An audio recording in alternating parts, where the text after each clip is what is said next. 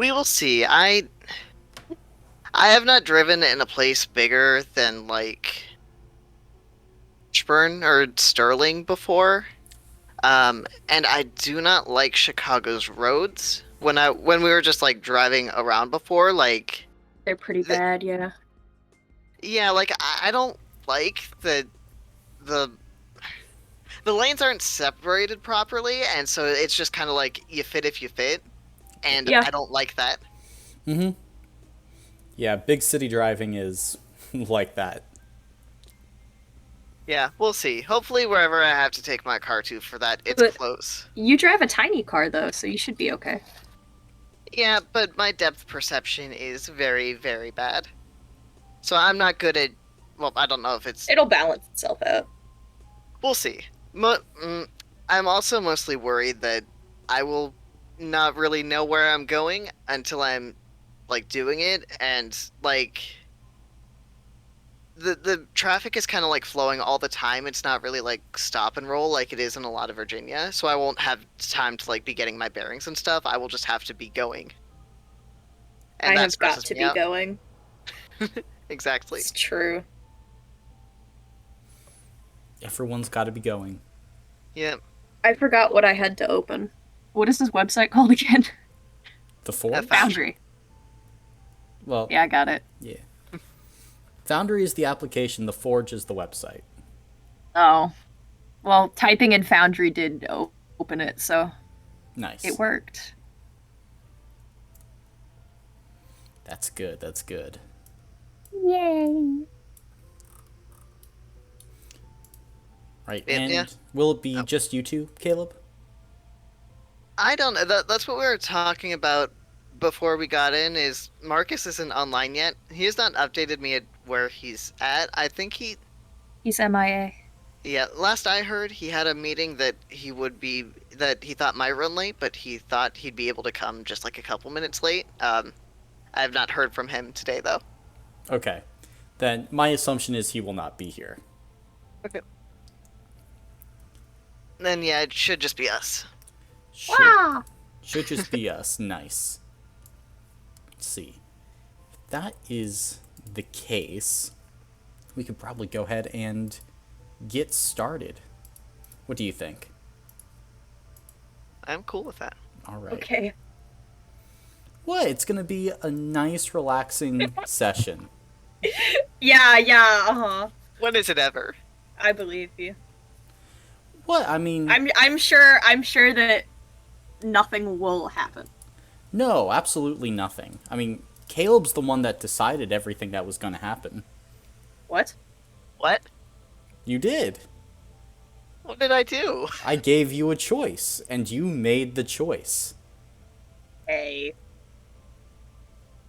I've made a lot of choices. I don't know if I know which one you're referring to. I gave you the choice between existential dread or no existential dread, and you chose existential dread.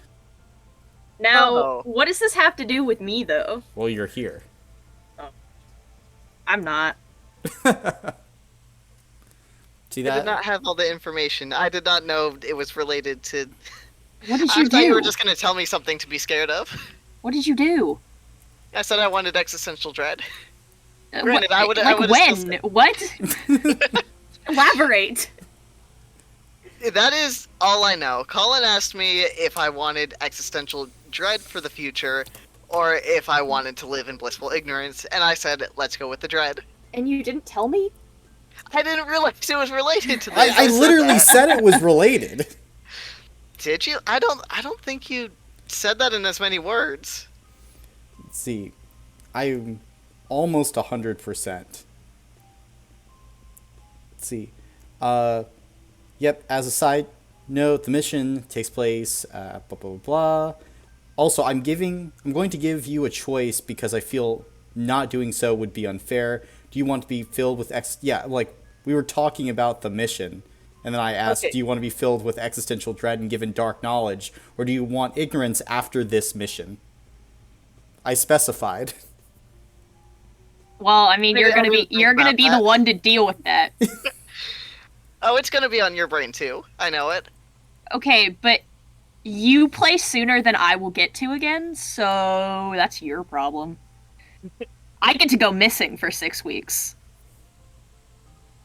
Ooh. Ooh. Oh, yeah, Athena's going to Korea. That's what the orientation was for. Oh, In nice. on the 29th. Not this month, next month. Very nice. So maybe I can play one more time before I am 14 hours ahead. Let me think. See, so you're heading out in 6 weeks, right? Yeah. Hmm. Caleb said that, well, I didn't check the thing yet, but Caleb said that you had something Oh, yeah, it open was the on the 23rd. yeah, I saw the things listed starting again on the 23rd, so I thought that might be when they're opening up again, but I figured that Was it that also 523 or 423? Oh, it was 523. Mhm. Okay. Yes. Then yeah. Yeah, like that should be generally open. And it will depend potentially earlier, potentially later, just given on how the next few sessions go for Caleb Oh, and I'm crew. very excited. So, are you caught up with the shenanigans so far Yes. with them? Okay, yeah. So, Generally. At least I hope I am. we'll I see. think I mentioned most things. Did I? I don't think I didn't intentionally leave anything out, but I may have slipped on things that weren't. Ryuki's quests being gone made me sad.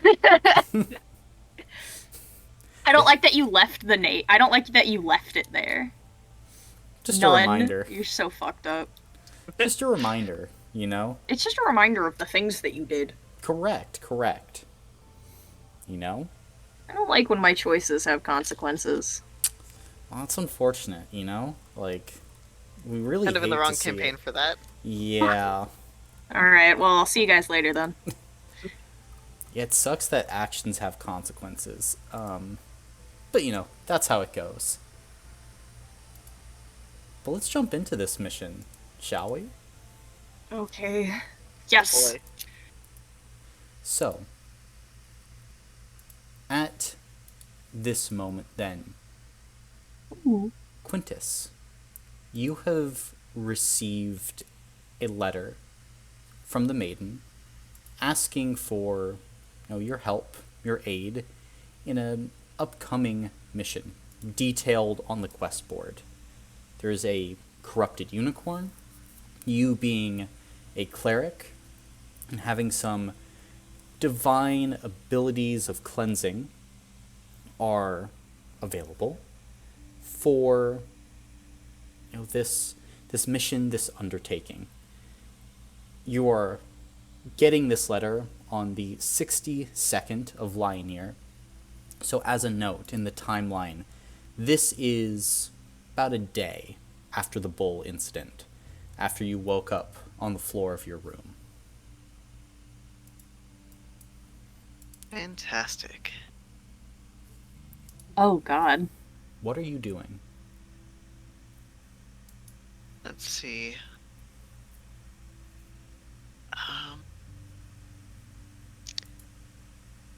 I suppose. Did the maiden specify if she wanted me to grab anyone else to help yet, or does it seem like she intended for me to go like straight to her?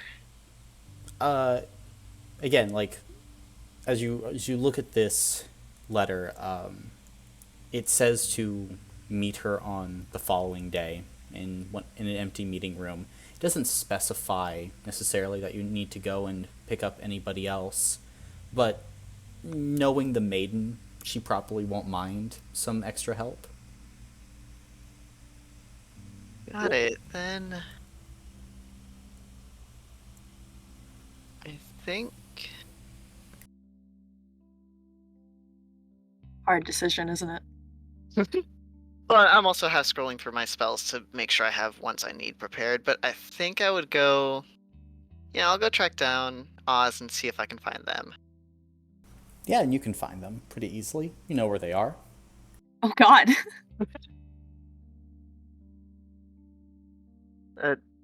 Oz, hey, do you have a second? Or maybe a day? I can have either of those. Great. You, yeah, I assume you remember the maiden. We met her the other day when we went to Brimtalon. Well, you met her. I knew her. Hmm. I must say, I am unfamiliar, and I wink dramatically. By the way, it would be interesting to note because when Quintus says the other day, he means the equivalent of like 5 or 6 months ago. God, wait, what? Okay. Yes, my answer doesn't change. Right. Well, I was wondering if you were helpful on the first mission. I was wondering if you might want to go with me. She's looking for my help to save a corrupted unicorn, but she probably would not mind an extra hand. Well, lead on. All right. Well, tomorrow is we'll meet her in a meeting room then. Oh, I see. You just wanted to butter me up before. In a way, yes. Easier to get it organized now when I got the letter. Hmm. All right. Well, I'll get you tomorrow on my way to the meeting room then. I'll see you then. All right. As Quintus leaves you, Oz, I have to ask, in these few months since you last went on the mission, is there anything in particular that you were wanting to do, try to accomplish, any skills you wanted to learn? What have you been up to? Oh god, I get a choice? Of course. It's difficult.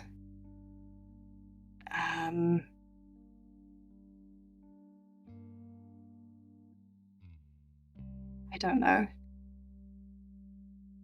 I suppose it's been... How long has it been since we went to the, Herr Eric's?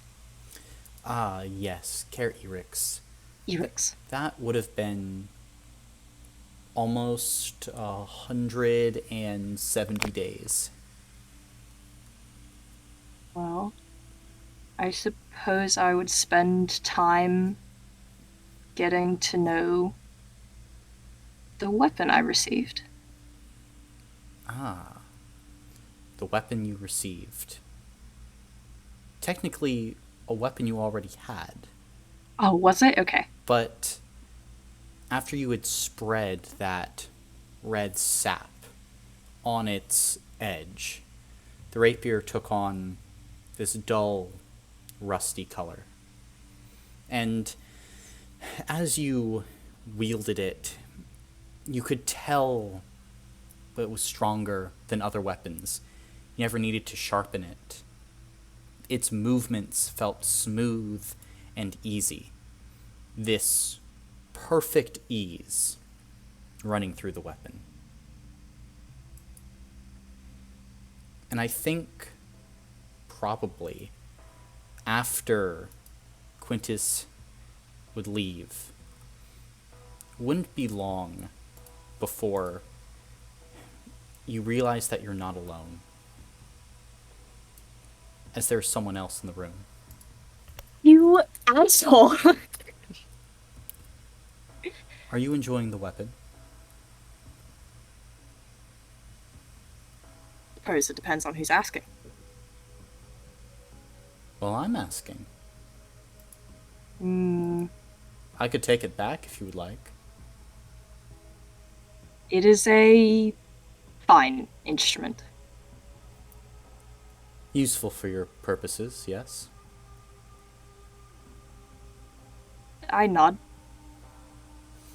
He nods and walks about the room, How is it furnished in your living quarters? Oh. Mm, I don't think it's actually. Well, I think it's comfortable. Um, I think there's a lot of alternating fabrics and, you know, billowy, silky things strewn about on the ceiling and the walls. Um, Okay, a dense closet, perhaps. it's fair. See, the man kind of looks over some of the fabrics and the flowing silk. And paintings, lots of paintings. And he'd take a look at those as well, just trying to inspect everything that's here. What's one painting that you have? Ooh. Mm, it's maybe a portrait of someone.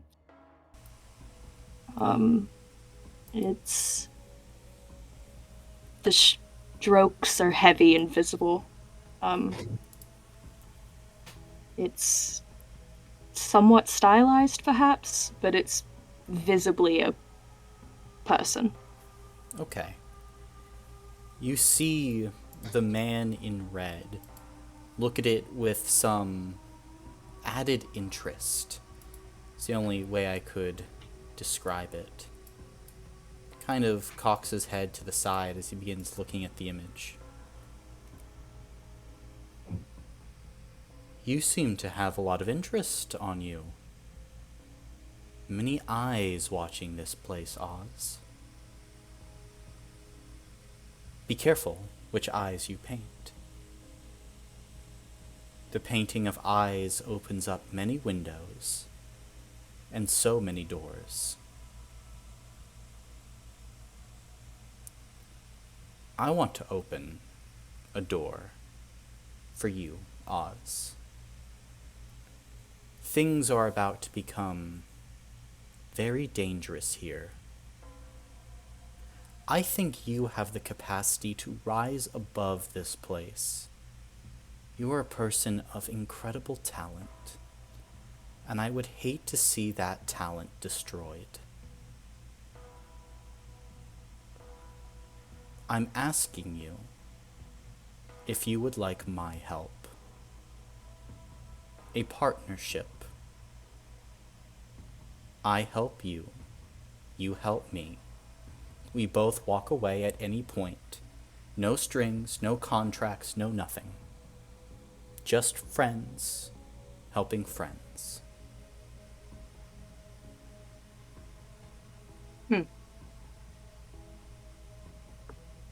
What's in it for you? What do you want? A door, yes, but that's not. I don't want the door. Not here. Not now. It's limited. I like friends. I also like to see people reaching their full potential. Did you know that in the Ashai Caliphate on the Dark Ring, the Shah has a garden. It's full of many birds across the rings. These birds sing the most beautiful songs, but they're kept in cages, their wings even clipped, so that they cannot fly beyond the bounds of the garden. How cruel is that? To take an animal with unlimited freedom and to cage it, to hoard the song, to keep it only for yourself. I think that's disgusting. You, Oz, are that bird in a cage. Look at this beautiful room, so full of color and wonder, and yet here you are, still locked away.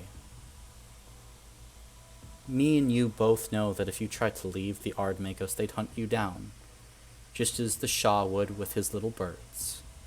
Although the Shah would just take the bird and put it back in its cage. Our mutual acquaintance Magion, he would not. He would destroy all this. Not only you, but everything you made. All these paintings, all this art, all this joy, it would be gone. What do I get out of this? Not a portal, not power, none of that. I get to help you. That's what I'm here for. To help. To make sure that the birds in the cages fly free. Do I get the feeling that he's being sincere? Strangely enough, unequivocally, he is being sincere.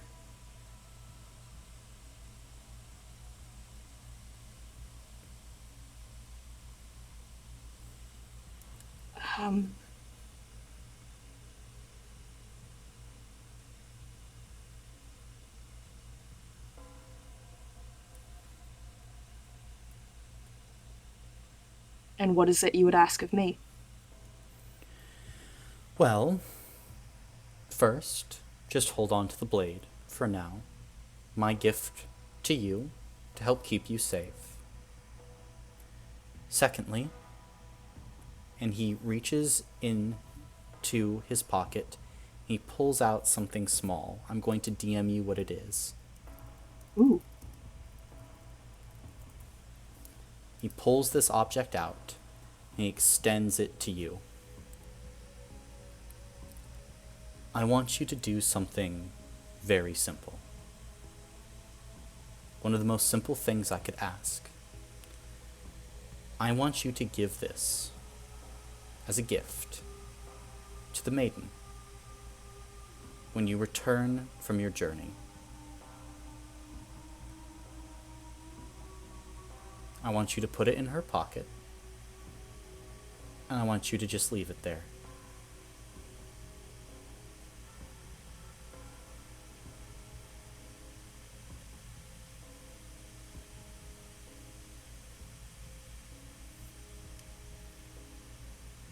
I see. Is he holding it out to me? Yeah, he is. I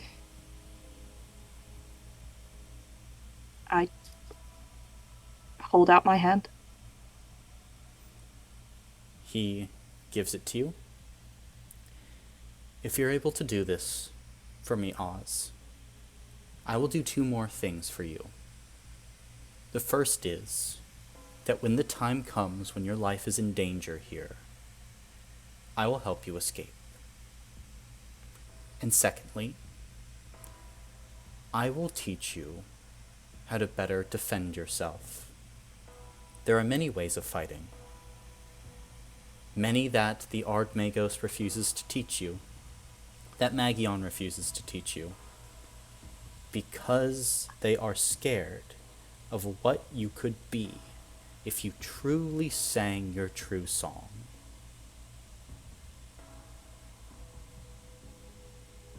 Now together I think we are going to do many fantastic things. And if you need me, he kind of taps the basket hilt of your rapier. Don't worry, I'll come just as soon as you ask. If I can, that is. But I'm not a show pony, so please, no audiences. Otherwise, toodles, good luck on your mission. And the man in red spins on a heel and will exit the room. And He exit through the door? he does. He exits through the door, just whistling to himself as he goes.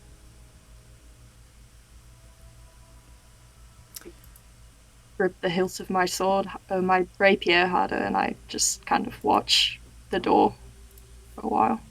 Okay. Marcus, he's heading to you next, and he'll have the conversation that I DM'd you about. You know what I'm talking about, right? Yes. Cool. And for these purposes, Quintus, I'm assuming you're also getting Byron on this mission.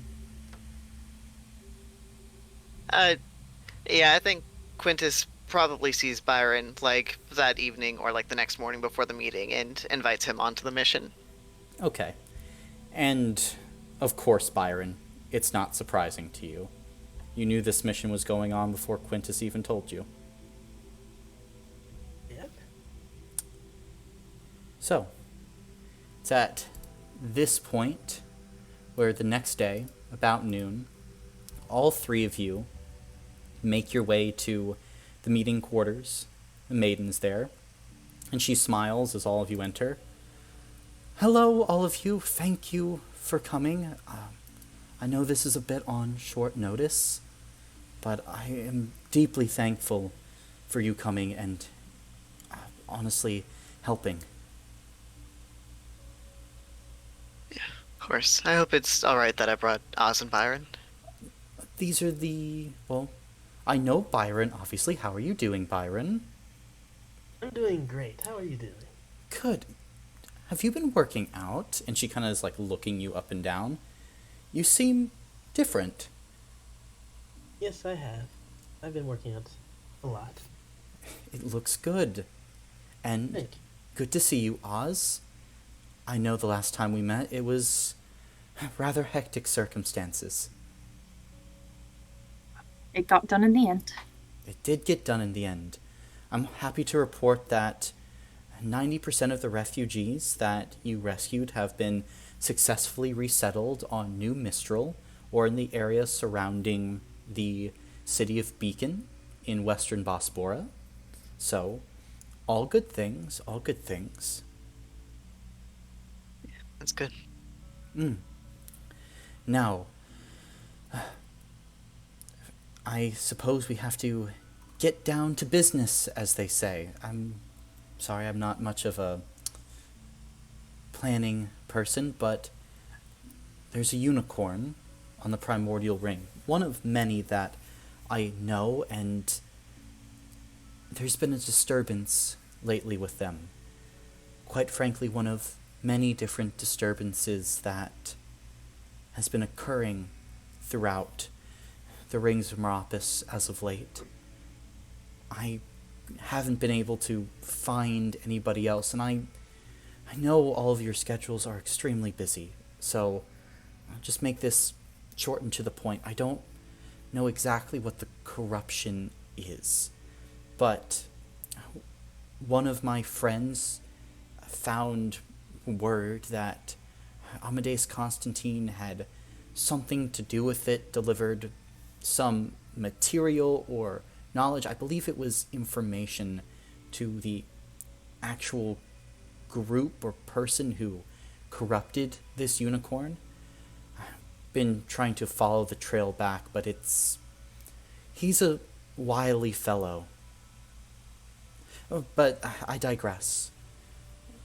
Unicorns are beings of great, high magical potential and power.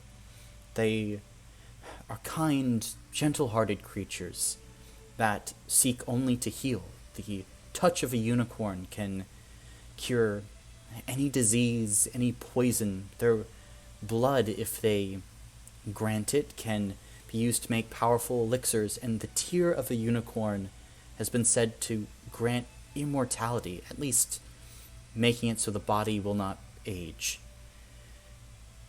Now, this particular unicorn has resided in the sacred grove of Tovo on the primordial ring. It's in a bit of a bad area, so to say, but I have a little map, and she pulls out a piece of parchment paper and hands it to you, Quintus. Are you looking at it? I will look at it. it's a poorly drawn, like handmade map, where it's like you are here next to a group of trees, and like what you can think is like a rough hewn road leading south, and then a note kind of making a trail off to the east towards what you would think is like a grove of some kind. Now, if you keep your heads down and don't make any trouble, you should be able to reach the grove before anything comes looking for you. Here, I have this, and the maiden is going to pull out this rod that is maybe 2 or 3 feet long with a flanged head and this series of sapphires and emeralds down the actual length of what appears to be like this silver rod. And she kind of holds it up and then kind of looks to you, Oz. Will you do the honors? And she kind of passes it over to you. What is this? This is the Rod of Levation. It is a powerful artifact used for the curing of corruptions. I came into it a few years back and haven't been able to make much use of it up until now, but I think that if there was ever a time to use it and a person to gift it to, it would be you. Well, thank you. I'll do my best. Thank you. Oof, sorry. Easy. My thought is to teleport you to the the primordial ring, and once you're there, Quintus, I think you could message me when you get back. Yes? Yeah, I can do that. Are you feeling okay? At the moment, you are noticing that she's beginning to sweat rather profusely. I'm I'm fine. I just a little dizzy. Can I just need to sit down. And she goes and she kind of like finds a chair in the room and just kind of sags back into it. I'm sorry, is this just a regular meeting room? As far as I know, it is, right? Yeah, it's just a regular meeting room. Yeah, it should be just a regular meeting room. Why? How are you feeling? Bad? I'm fine, thank you. I guess just a dizzy spell. It will pass. And I can teleport you there, and when you need to teleport back, I'll come and get you, and you'll be off. Right, that sounds good. Just, maybe get some bed rest while we're doing this. That's a good idea, although I think you need more bed rest than me, Quintus.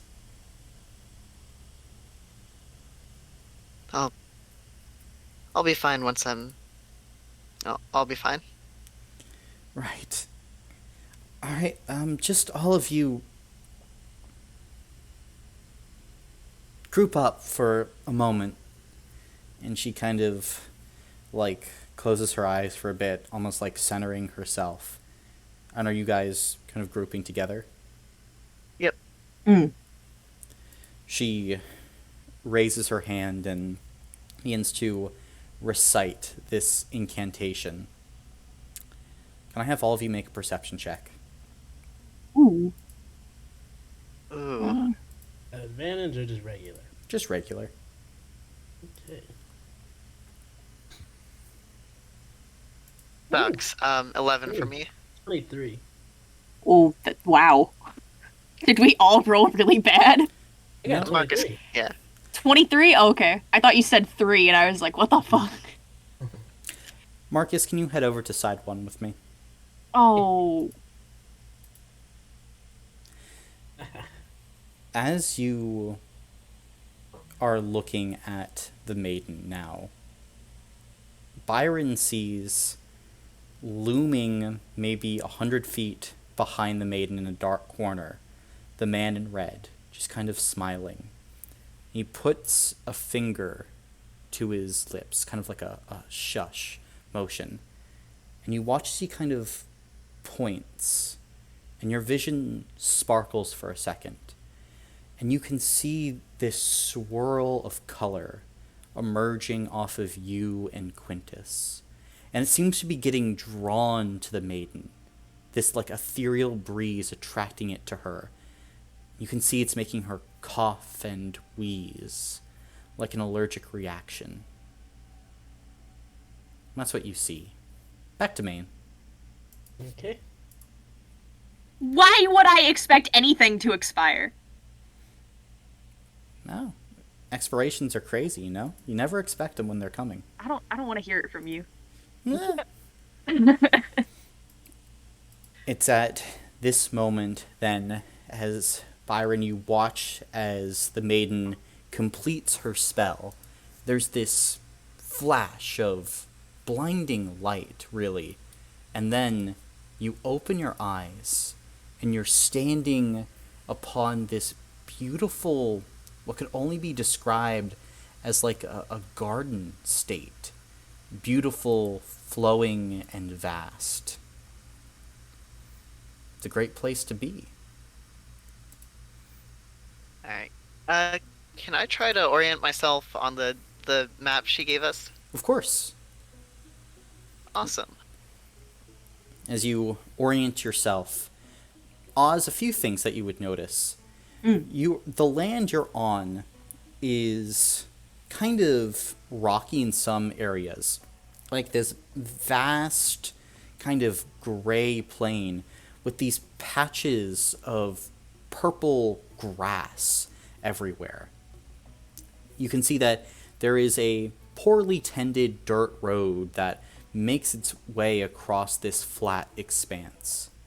And the sky above is filled with these dark, kind of gray, wispy clouds.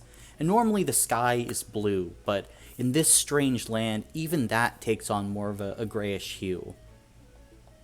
There is the sound of wind faintly blowing across this place, light, but almost an ethereal wind as well, as it doesn't bring with it cold or necessarily even pressure, just like movement, but very little else. I wanted to ask, am I familiar with this place at all? Make a history check. Ooh, Do I is see my... What's Oh, that? nothing. Do I see anything? Looking around, it's just kind of this expanse Oh, that you're in. terrible. I know nothing. Yeah, you know nothing Ever. about this place. You don't see Primordial anything. ring? Never been. Real people who have lived here. I just got hit on my head really bad. I got dropped on my head. Hate to see it. Yeah. Alright, I guess if I can successfully figure out where we are on the map, I would like to just head in the direction she marked. Okay. Then make a survival check for me. Survival, okay.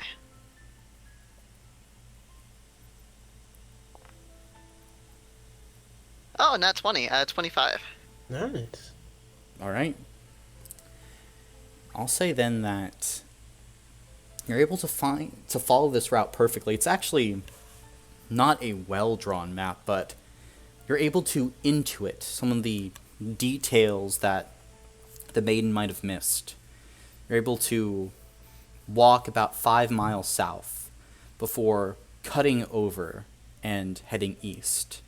As you do so, you begin to notice those graying clouds increase in intensity, and that gray expanse turns to a more violet tone, as there is more life here.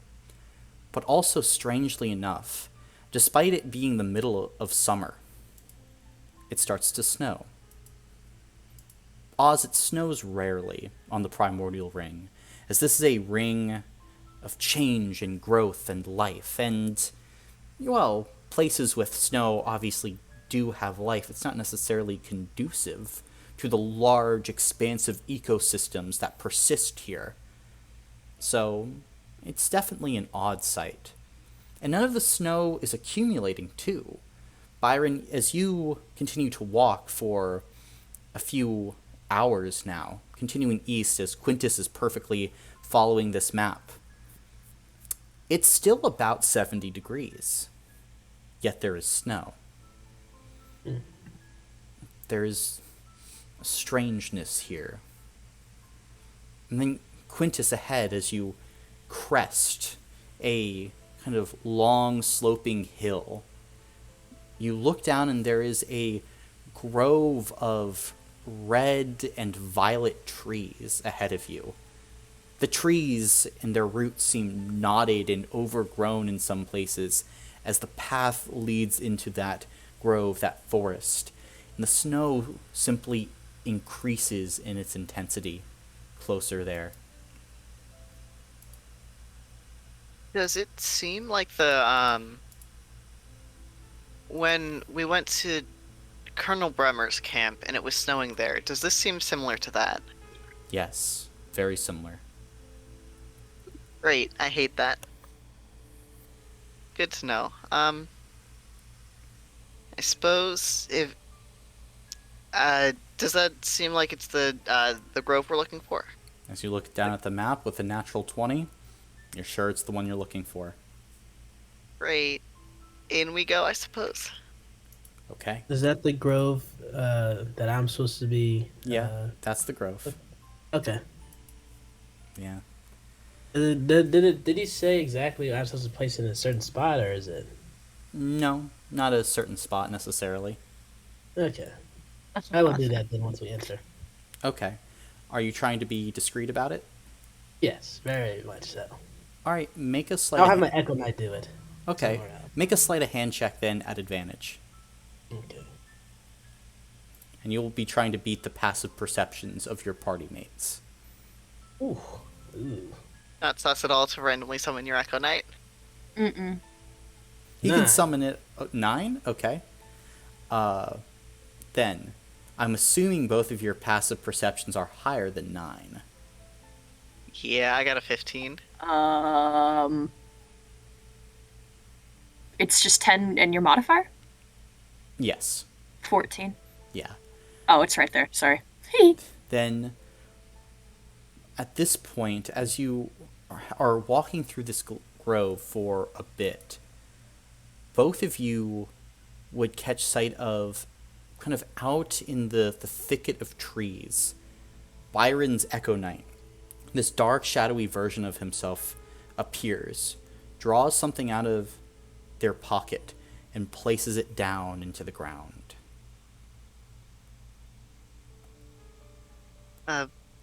Byron, what's your Echo Knight doing over there? I don't know. And I didn't spawn him out, so I'm not exactly sure why my Echo is there. You Is this place like magical or something? Because I didn't spawn him out, so I don't know what. Do I believe him? Make an insight check. Oh god, I don't even know if... No, that's not good for me either. Well.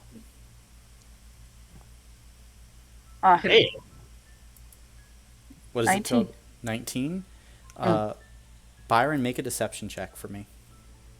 okay. 17. No. You don't believe him, Oz. I know liars when I see them. I squint at him, but I don't say anything. Okay. Can I we think see the object that was placed? I wink back at. Sorry, what was that, Byron? I will wink back at. Okay, you wink back. No, I wink back. you can't see the object that was placed. It's kind of out in the thicket. You can go off the path if you would like. Go astray. Yeah. I was gonna suggest we do that, but now I don't like the way you said that. From experience, I know that you should stay on the path. It's up to I you. feel like I know what it was. And I'm willing to just assume. Okay.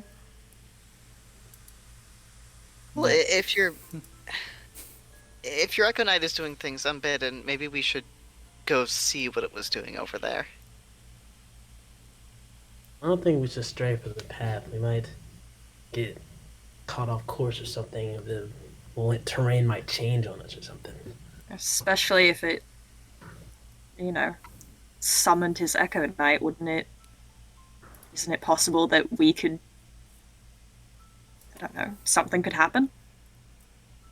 I guess so. Alright, I guess just try to keep your Echo Knight at bay. I will.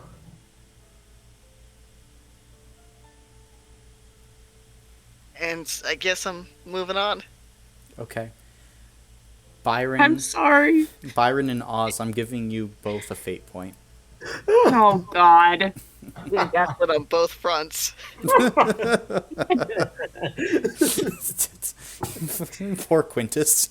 He never stood a chance. I feel so awful. Oh, how the noble crumble. I don't like being mean. I don't like it. As you all continue on,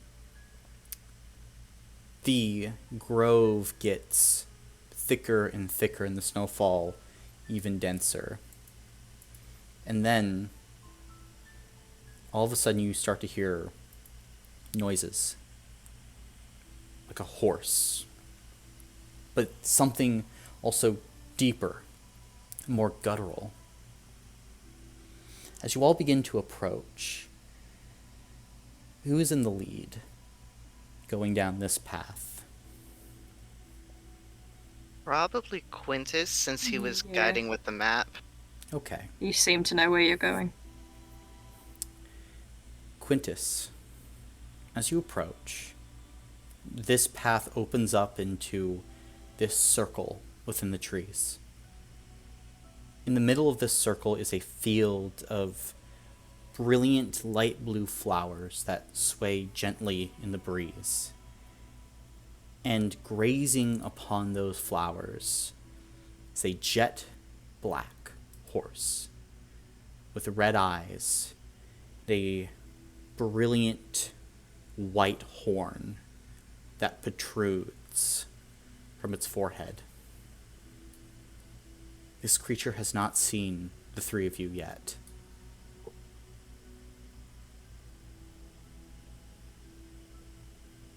Okay, I'm gonna since I've seen it first, I'm gonna kind of gesture for everyone to, crouch low and be quiet.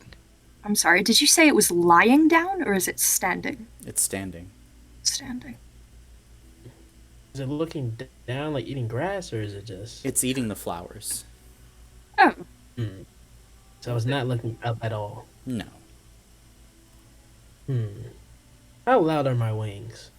They're fairly loud. They're, again, your wings aren't not like the wings of an owl designed for stealth. They are like a bat's wings, like a distinct flapping. Hey, never mind.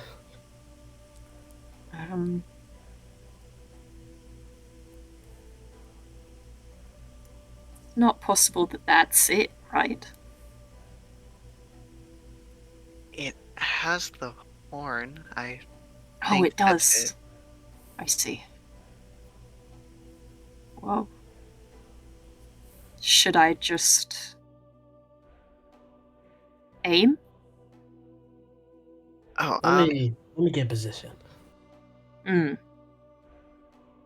Well, I mean, I'm pretty quiet. I could probably. do you know how far away you need to be to cast? With the Oh, rod? Uh, I have to touch it. You have to touch it. I think I so, could throw you. yes. Throw me. Yeah. I can. I can try and go up and distract it if you want to sneak towards it while I'm doing that. You're gonna kind of approach it like it's a scared horse.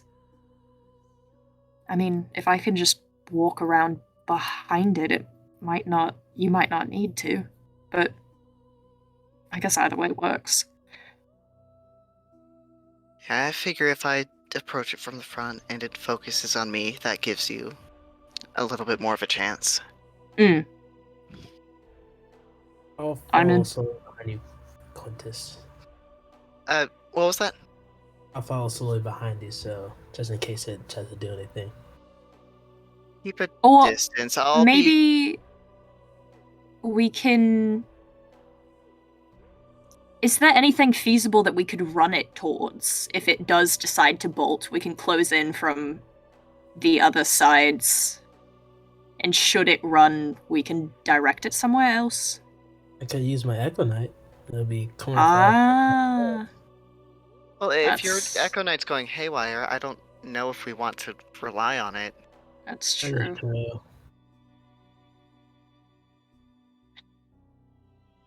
I can jab him in the stomach. You're supposed to know that. Is there DM? Is it all just forest around us, or is there perhaps maybe a cliff face? Or I don't think that's the right word I'm thinking of. This Some sort of structure this to run it towards. this particular area, aside from this grove, is notoriously flat and doesn't really offer a lot. In the distance, there are some plateaus that rise above the horizon, upwards of like 100 feet. That's kind of one of the closest structures. There were a few other, probably humanoid civilized structures that you saw off in the distance, but they're scattered. I could hold this thing down and then you could touch it. If we need to, but I I would like to minimize the risk of any of us getting hurt or it getting hurt. We don't know exactly what it would do if it bled in this state. Yeah. Probably act as the antithesis of what it usually is. I think the best idea is to come at it from three corners. Alright. Triangulating it might be the best option for what we have. And then if it starts running, I suppose just throw yourself at it. Yeah. I can also track it within a certain distance, so as long as it doesn't get too far, we should be able to find it again. I'm not really a fan of this aura that it has, though.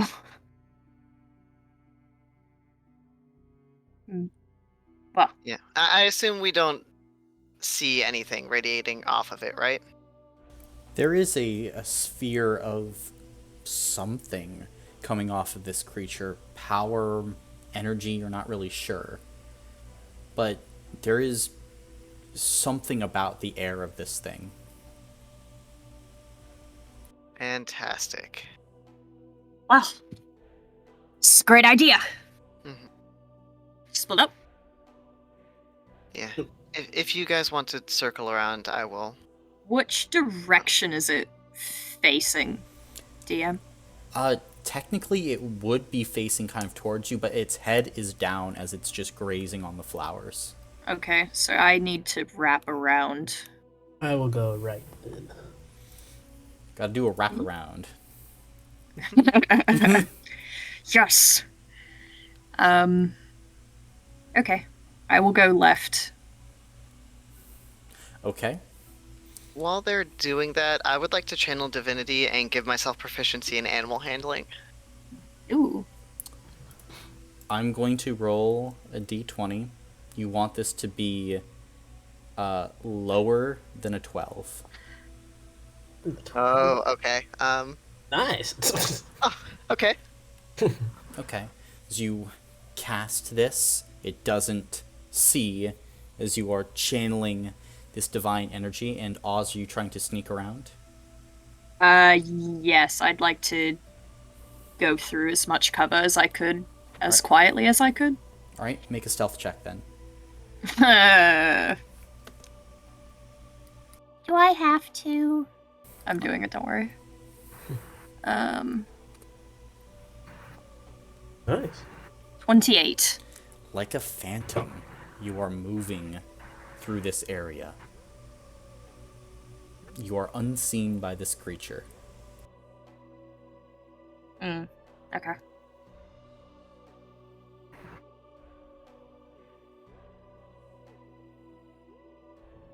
Alright, once they're, I don't know exactly where to move my token, I'll be real.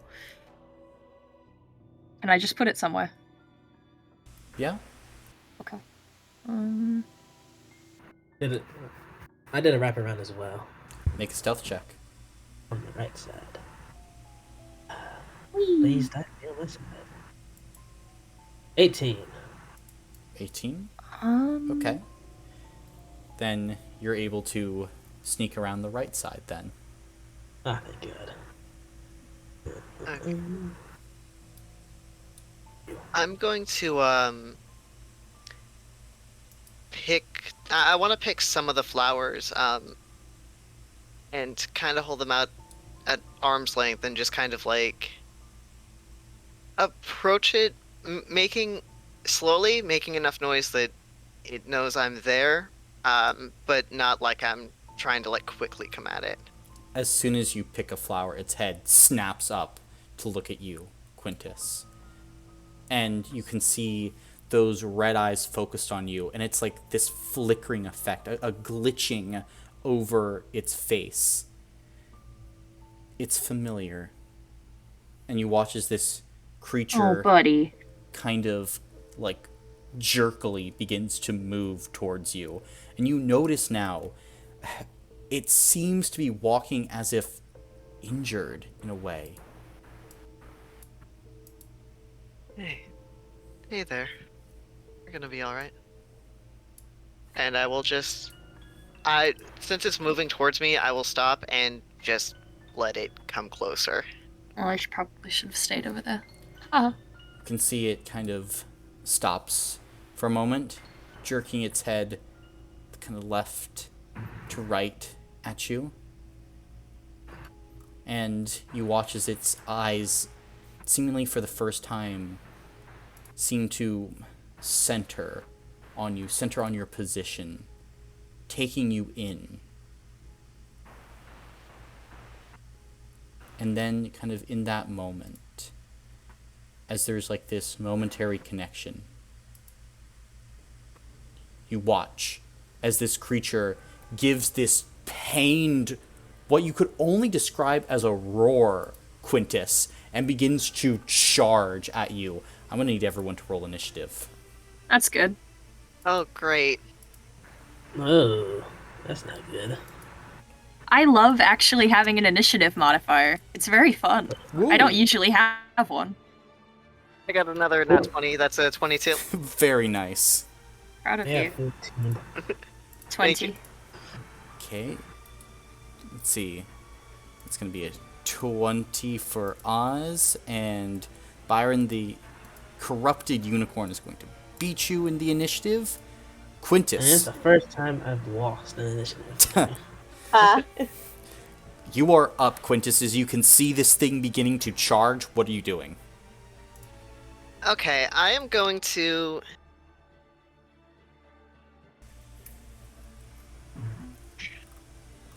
Fifth level, I'm going to cast Dispel Good and Evil, and I want to dive.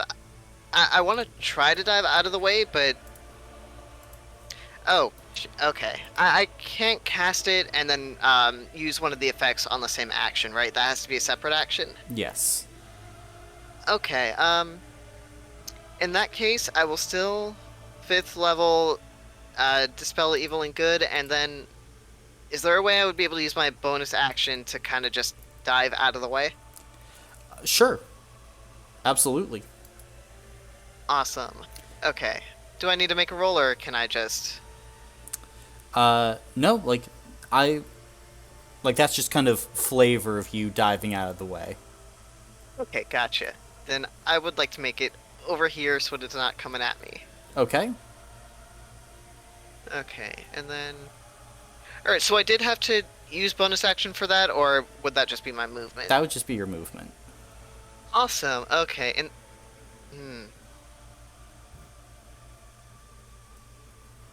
Do I get the feeling that casting healing magic on it might help the fight the corruption at all? Unknown. Unknown? Okay, I'm scared, but I'll go simple, and I'll do a bonus action healing word at 1st level. Okay. Don't worry, I'm fast as fuck. As you cast that healing word, go ahead and roll for the number of hit points you heal this thing. 6. 6. Heal it 6 hit points. As a few of its injuries seem to heal over. Gotcha. But I don't suppose the high magic does anything special to it? No. Worth a shot. Alright, that was action and bonus action and movement, so that will be my turn. Okay. Then at the end of your turn, it is going to use 2 legendary actions to use its blooming teleport as you watch as it seems to sink down into the ground as if being consumed by the literal earth. And then, Quintus, you see in front of you this creature rise, exploding to life, appearing in this blossoming blast of all of these blue flowers. You are going to take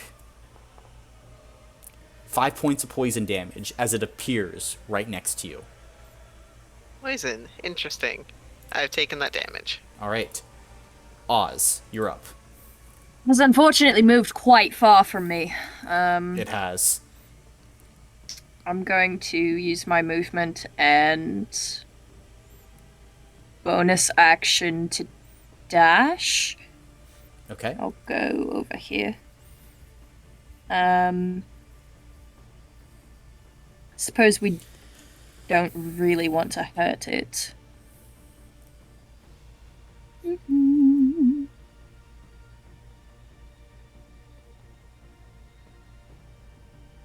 And I assume that I'm too far to hit it with the stick, yeah? Yes. Okay.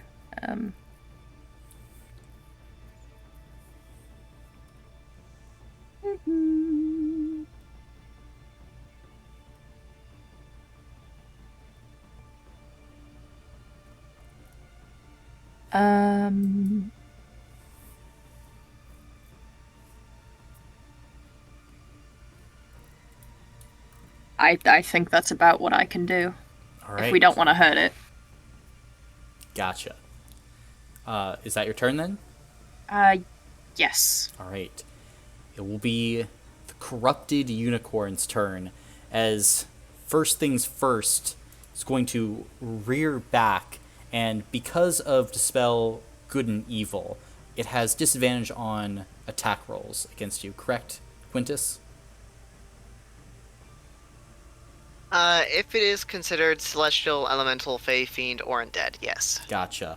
then it will make its horn attack against you at disadvantage. Probably a good thing, but we'll see. Does a shit. 15 hit you? No, I got 19. All right. As its horn kind of rears back along with its head, you can see all of this energy congregating in that twisted white bone as it rams its head towards you. There is this barrier of energy that is barely able to give you enough space to dodge out of the way of the horn. It's now going to turn around and attempt to kick you. See if it can do that. 15. Nope. As it rears back, attempting to kick. Once again, that barrier of energy is stopping it. Think then, as it's not having a lot of luck with you, it's going to move away from you and kind of seeing Oz getting close. You can take an attack of opportunity if you would like. I don't want to attack it. Oh, Not you. Oh, Quintus. that was me. Yeah. My bad.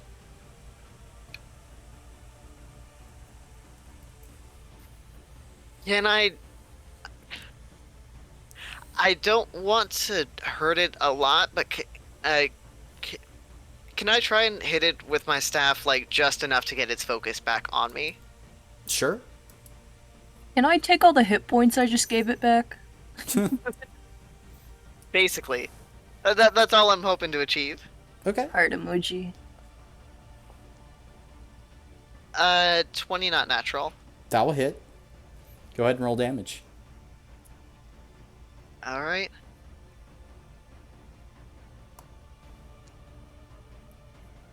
Seven points, and as I do it, I'm just gonna say, come on, keep your focus on me. I'm the one you want.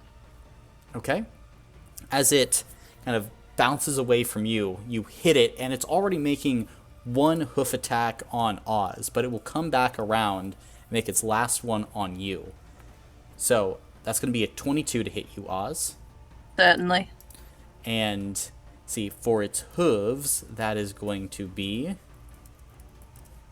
Let's see here.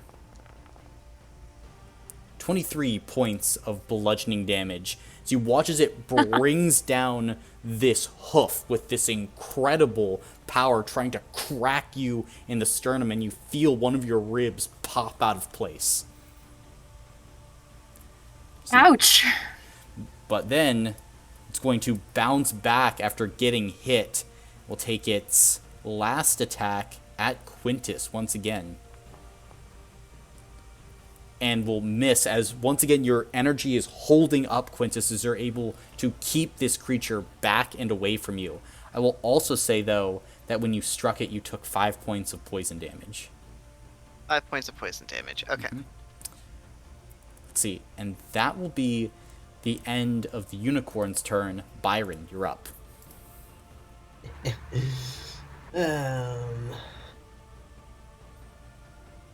I'll do there. And then I will use power word dispassion. Okay. As you draw the blade then and level it at this creature, you speak this 9th level spell as the energy darts forward out of your blackened sword and begins to wrap around the throat of this creature. And you smile, Byron, as you feel all that vitality, all of that will, all of that hope turn to sloth, to dispassion, to nothing. And you blink as nothing seems to be happening with this creature. You don't burn any charges from this, Byron, because it didn't need to consume really any energy. This creature doesn't have any hope. It doesn't have any passion. It's being driven by something else entirely. Do I know what that something else is? No clue, unfortunately. Ah. But Power Word Dispassion worked. It's just that this creature wasn't running on that anyway. By the way, Colin, should I roll concentration? Would I have to roll that from taking the poison damage? Yes. Okay.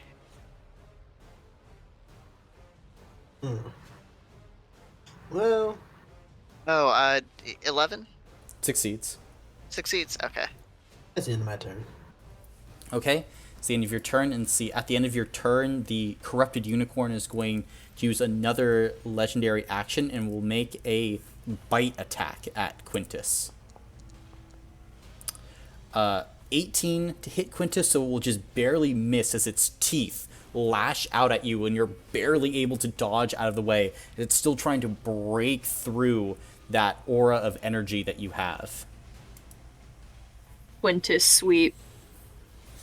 All right. If that's Byron's turn, Quintus, you're up. I am up. Okay.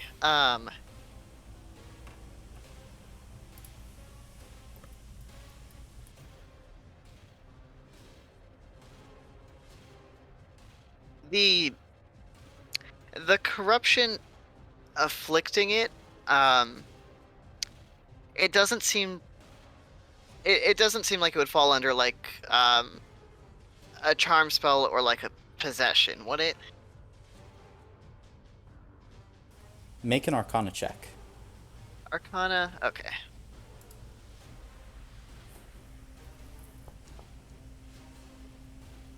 Uh, 15. It's hard to say. This creature is definitely acting incredibly strange.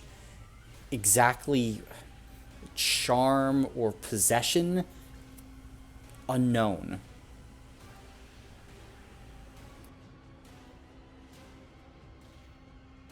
Okay.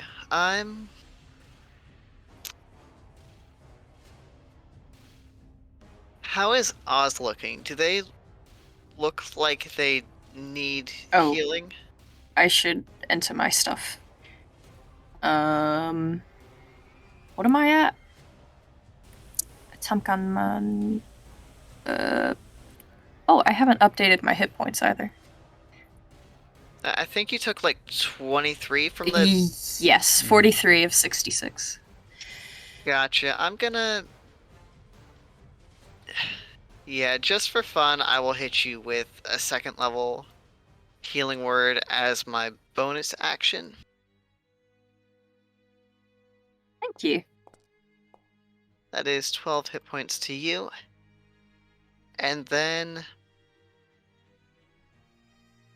I would, for my action, can I hold the break enchantment on my Dispel Evil and Good for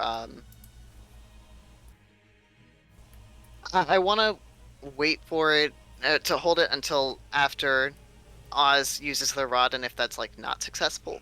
Okay, sounds good. Gotcha. Then that will be my turn, and I don't like being backed up here, but I want to keep its focus off of my friends, so I suppose I will just stay here. Sounds good. Then, yeah. Oz, you're up. Nice. I'm going to move forward a bit. And much like a baseball player, Just I'm whacking going- it? well, I'm going to make it seem like I'm going to hit it really hard, and then I'll just tap it with the Okay. rod. I would like you then to make an attack roll against this creature at advantage. Add your dexterity and your proficiency as you are attempting to touch this creature. Is it KH for keep highest? Yes.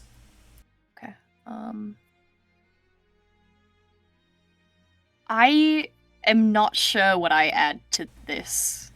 So for your dexterity, it's going to be +5 because you're a 20 yes. dexterity, and your proficiency bonus is a +4, Okay. so it's going to be a +9.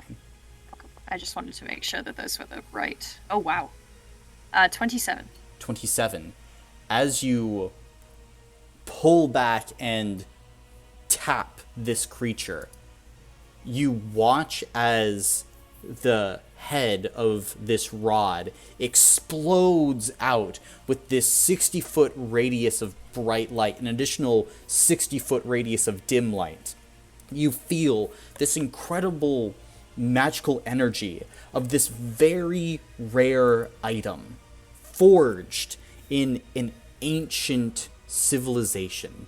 And as you see this light spread across the darkened mane and coat of the unicorn, for but a second, Oz, you see this visage of brilliant white.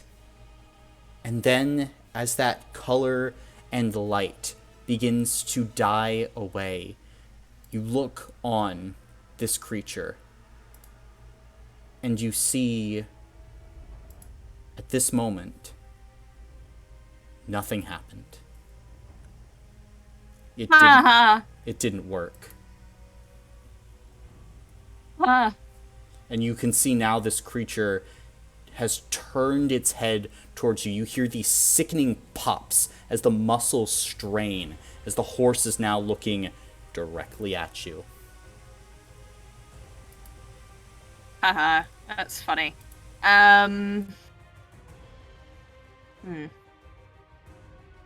Well, I'm going to bonus action disengage and hop my happy ass backwards a bit. Fair enough. I suppose that is how I'll end my turn. I will loudly proclaim, I don't think it did anything! I'll end my turn. At the end of your turn, it's going to burn 2 legendary actions to once again use its blooming teleport and teleport down into the ground and then appear behind all of you. Before it does that, would my held action have gone off? It would, yes. Gotcha. I assume since the rod didn't work, that didn't do anything, but did it? This creature is not charmed, frightened, nor possessed by a celestial, an elemental, a fey, fiend, or undead. Gotcha. Fair enough. You reached out and you touched it in that same moment. Had no effect. Very fair. Now it's the unicorn's turn. And as its action, it's going to use its horn beam as this light builds up in its forehead, and it's going to fire it in a 120-foot line just directly down Main Street towards Oz and Quintus. I need both of you to make dexterity saving throws, DC 19. That's pretty good. God, I wish Bayer was here. You wish. You're stuck with us, though. Yeah, what did you say the DC was? 19. 19. 23. Can I use 2 fate points to bump myself up to a 19? No. Okay. As you attempt Cold. to draw upon that well of energy, that power over fate that curiously sits among you, this creature is beyond that. What's ever happening here, Quintus, what's ever done this to this creature, it is a power and a nature that is even beyond anything you've faced. Now, on a success, Oz, you would take half damage, but because of your evasion, you would take no damage, correct? Oh! I think so. I can uncanny dodge, yes. Evasion.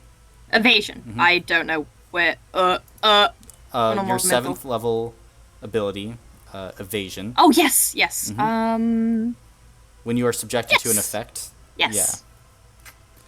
Now, Quintus, you on the other hand are going to take Holy 54 points of poison damage as this sickening green beam strikes you in the chest as you attempt to defy fate for the 100th time in your life, but fate does not bend for you.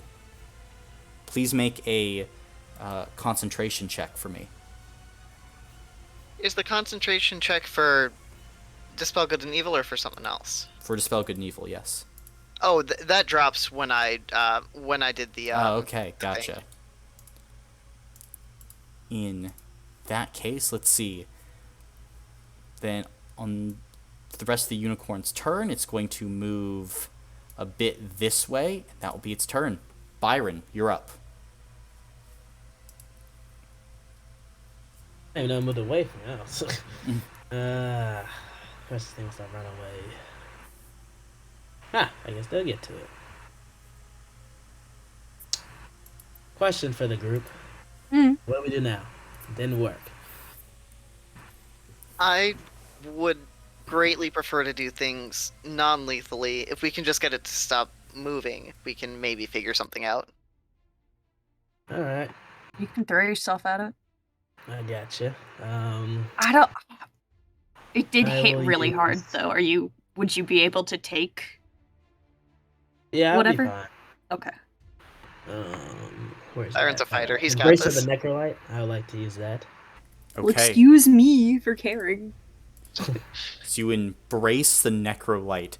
This dark aura of energy floods into your body. Are you using strength? Yes. Your muscles bulge to inhuman levels of strength as your blade drips this blackened liquid.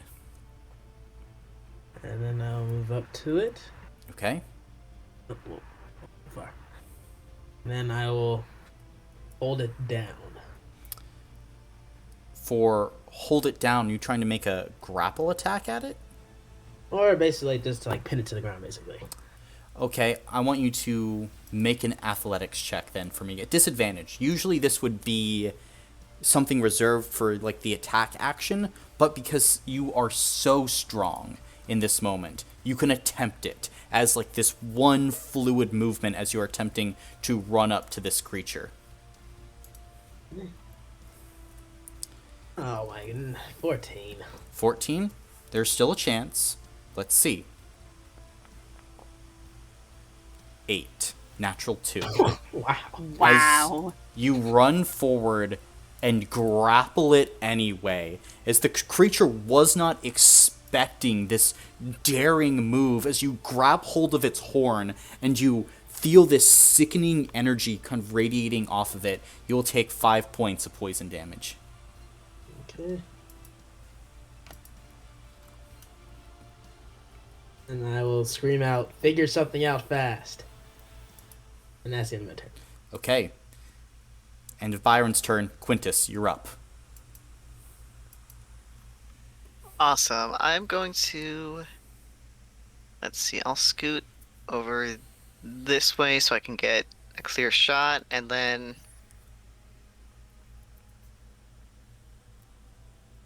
I hate doing this, but I do want to. Do I have a feeling that this creature, when it went down to 0, would go unconscious, or would it just like die? I mean, if you attacked it non-lethally, it would go unconscious. Okay, I would like to.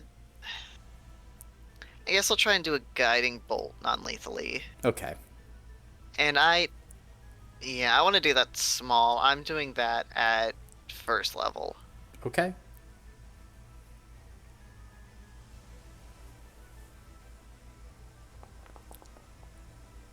$17 points? Or no, Did I'm you sorry. roll to hit?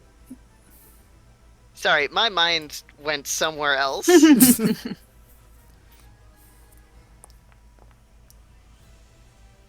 That is a 24. 24 will hit and 17 points of damage as you strike into this creature and it kind of ricochets off of the mane. You realize this thing is tough. Tougher than you initially imagined. and it is right now just bearing down on Byron. Right. I don't particularly want it to do that.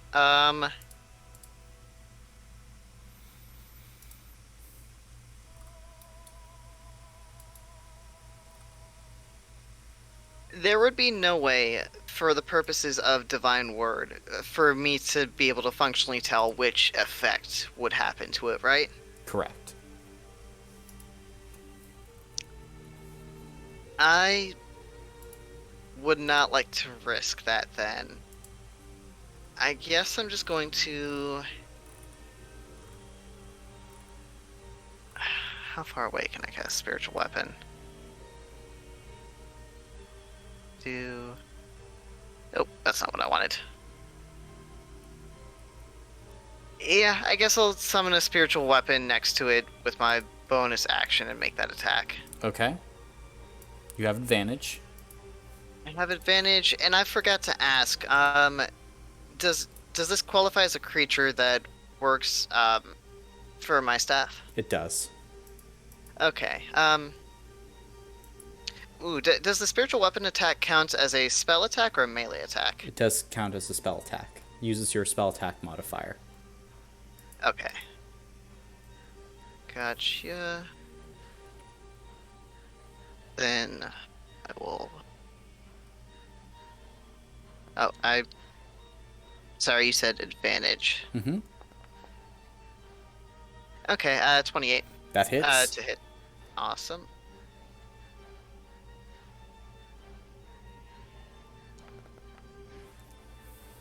Oh, 11 points of damage. 11. Another hit against this creature, but it is still looking angry. Gotcha. That was action, bonus action, movement. I believe that is the end of my turn. Alright. At the end of your turn, it's going to use 2 legendary actions to use its blooming teleport and teleport behind Byron. And it seems to be getting ready to charge. Oz, you're up.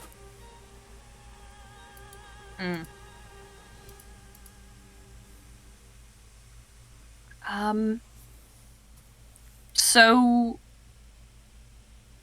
holding the rod, it allows me to have advantage on medicine checks. Could I try and look at it to see if I can identify what's going on with it?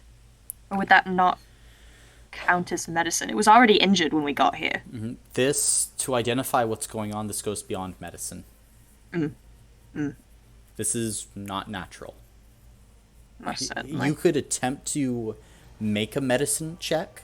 I'll tell you now, it's going to be a nat 20 to even get close to understanding via medicine what's going on. Mm-hmm. Understood. Okay.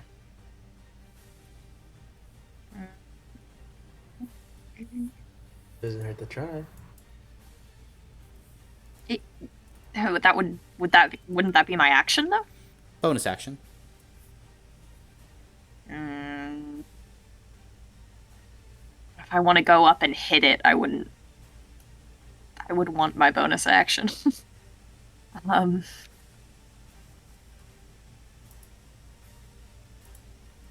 What you doing?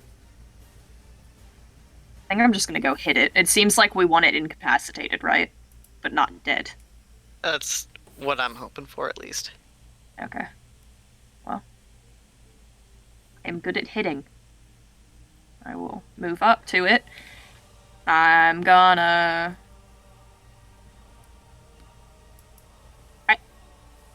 Can I non-lethally slash at it with my rapier? Or do I need to, like, hit it with, like, the blunt end of it or something? If you're not aiming for vitals, then yeah, it's non-lethal. Like, if you stab someone in the right place, like the arm, for instance, with a rapier, you're not going to kill them. You're going to injure them. There will be blood loss. It's not going to be a mortal wound, though. Well, Doctor, I just wanted to make sure that you wouldn't... That you wouldn't pull some kind of funny trick. No funny tricks from this camp. I trust you. I'm gonna hit it. Okay.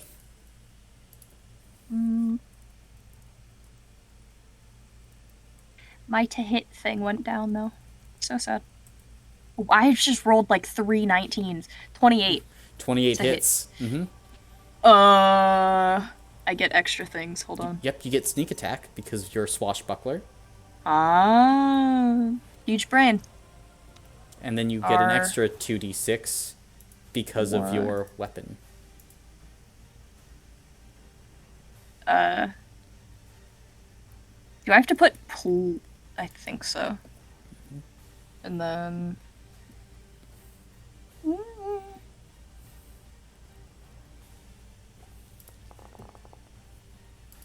I'm glad that worked. 36. 36, very nice. Describe to me how you stab into this beast. Oh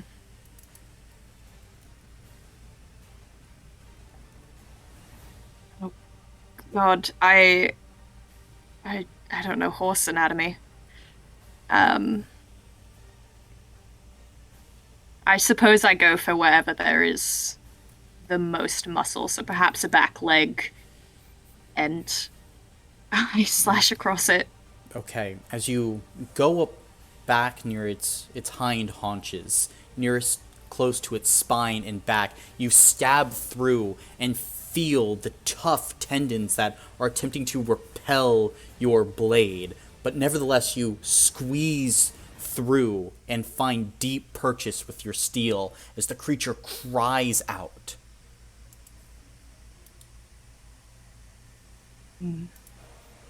I'm sorry, and I'll bonus action disengage and back up. I think Okay. that's as much as I can do. That'll end my turn. All right. On the unicorn's turn, it's taking its movement, lowering its horn, and it's charging into Byron with its I thought I was charge gonna attack. charge Quintus. No. Oh shoot! I wanted to ask a question that I didn't get to ask before. How much do I know about Amadeus? You? I don't believe you would have been told anything. Okay, good. Unless Thumbs up. anyone told you, yeah. Oh, Marcus, you almost got hit by the nat 20. But it's only a 27. That's Yeah. not... Only. Sir, it was about to be considerably worse. Let's see. An extra 2d10 because it moved at least 20 feet. Are you resistant or immune to poison damage at all, Byron? Acid. That's not poison.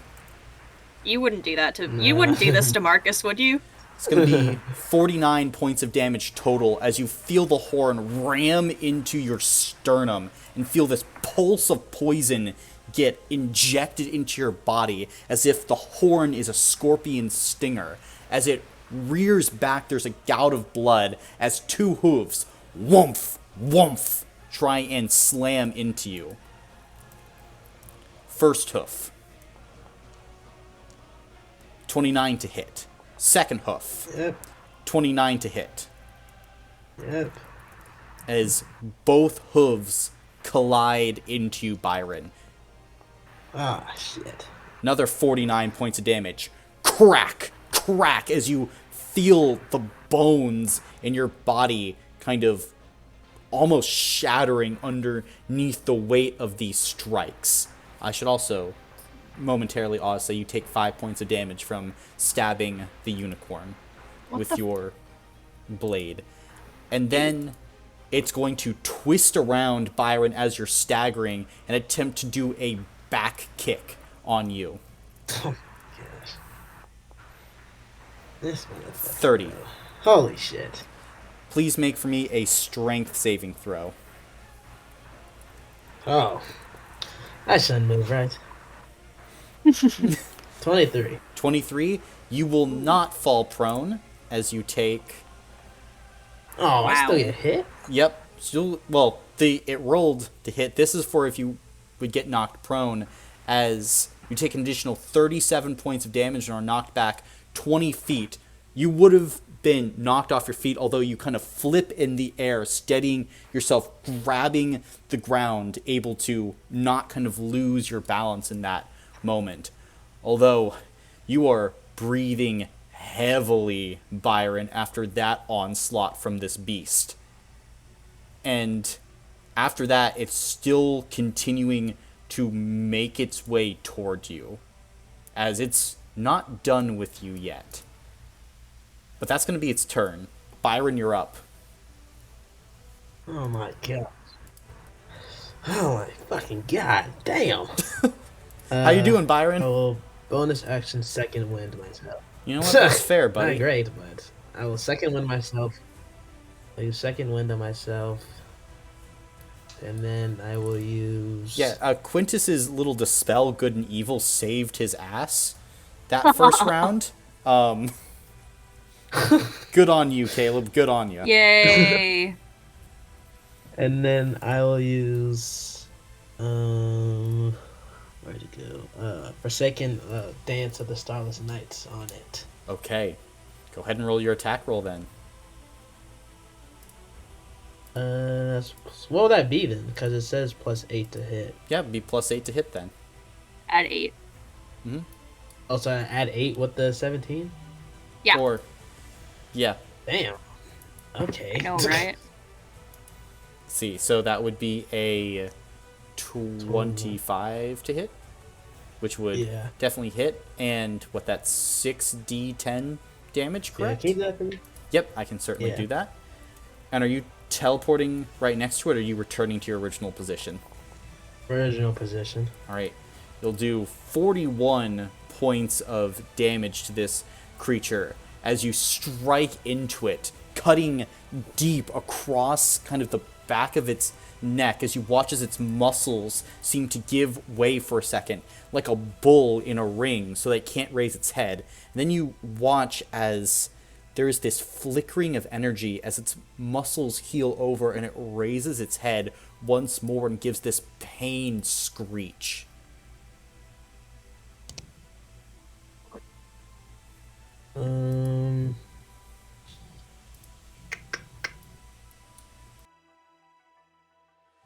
Yeah, that's the end of my turn. So that's the end of your turn. Quintus, you're up. Awesome.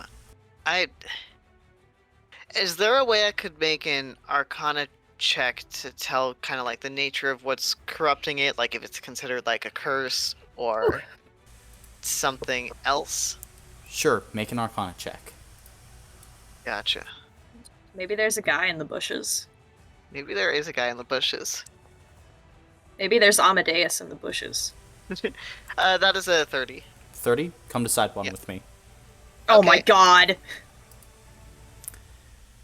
As you look at this thing, it's completely mad. This is a unicorn that has gone insane. Its mind is shattered and broken. Back to main. Back to main. Why are you laughing? And I don't suppose if I could tell that if anything like a... I assume that's not something like a remove curse or something of that nature, like maybe a heal spell would work on, right? No, That's a no, I can't tell, or a no, it would not work. it would not work. With a 30, it wouldn't work. That's beyond the capabilities of what it could heal. That makes sense. That sucks, but it makes sense. I guess I don't know the effect of Oz's rod, so I can't really ask about that. Okay, I'm going to... I gotta check the range on something. Well, it's borked now. I already used it. Oh, did that only have one charge? Yeah. Oof. She did. I think the maiden said we only had one go, but it does have one charge, yes. Okay, I'm gonna move forward some. Byron is also... Byron looks like shit still, right? Byron looks fucked up. Yeah, Torn very to much so. shreds. Okay. I have 50 hit points left. 2? 50. Okay. Oh, 50. Okay. I Well, had that's still not good 172. for you, but 172. let's see. That's a lot. Yeah. Oh, fuck. I have to be a lot closer to you than I thought. Or do I? Actually, I think I'm good. If I cast, oh, it's doing the thing. God damn it. If I cast Mass Cure Wounds, which has a radius of 30 feet, and I placed it, like, here, that could hit all of us, right? Yes. Awesome. I'm going to do that at... I'm looking bad and Byron is looking bad, so I'll do... Sev... 6th level. Okay.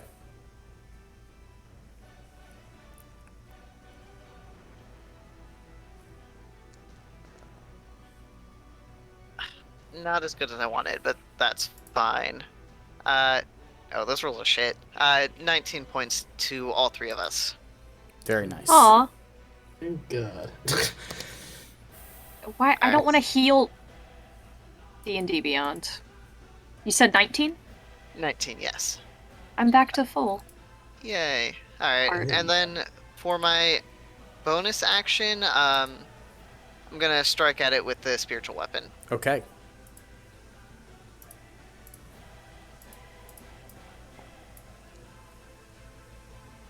Uh, 25. That will hit. Awesome. Damage is not going to be a lot, but that's fine. 7 points of damage. Everything counts as Everything counts. the weapon crashes against this beast still, and it's looking rough, but still feels like a tank against your weapon. Gotcha. Alright. I believe that is my turn. Yes, yes, yes. All right. That is your turn. Oz, you're up. Yay!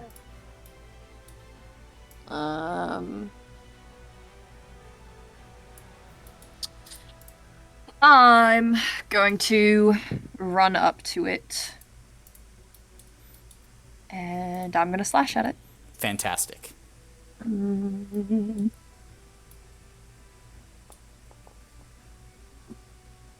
20, not natural. That will hit. Yay! I just copy and paste the thing I did last time. Mm-hmm. Or you can up arrow after you click on the text box. Oh! Wow. Mm-hmm. Your brain is so huge. 37 damage. 37. As you slash into this creature again, you feel those muscles temporarily slacken. As poison creeps up your arm, you take another 5 points of poison damage. Woohoo! And the rage in the eyes of this creature builds. Sorry, buddy. Don't like that the music changed. I'm gonna... Sorry, I'm trying to see what I can do as bonus actions again. I'm just going to disengage and step backwards one. Because that's really it. That'll be it. Sounds good. Then it's going to be the Corrupted Unicorn's turn. As... Let me check something. Poor unfortunate soul. It's Hey. going to step back, and it's going to try and back kick Byron once again. Oh. Why? Because you need to go. 21 I'm to gonna hit. run to the bathroom really fast, but it will be very fast. And make a strength saving throw. Ugh. 24. 24. It will kick you 20 feet to the side, and will do 100 damage. Damn. 22 points of damage. As it cracks you in the ribs, so it can get that final bit back, as it's going to then use its movement to get a charge off on Oz. Athena's gonna have a great time when they come back. This hits for 27 points of damage. And to my knowledge, they do not have any... Yep, that's going to be no resistances to anything. So poison's coming through in spades. So the horn is going to ram directly into Oz's chest. Yikes. That'll be 54 points of poison damage to Oz. So Is Oz down? I don't believe so, but it's close. I think I texted Athena the amount of damage she took. Hi. You took Yes. 27 points of damage and then Nice. 54. No. So that's 27 to hit, 54 points of damage. okay. Okay.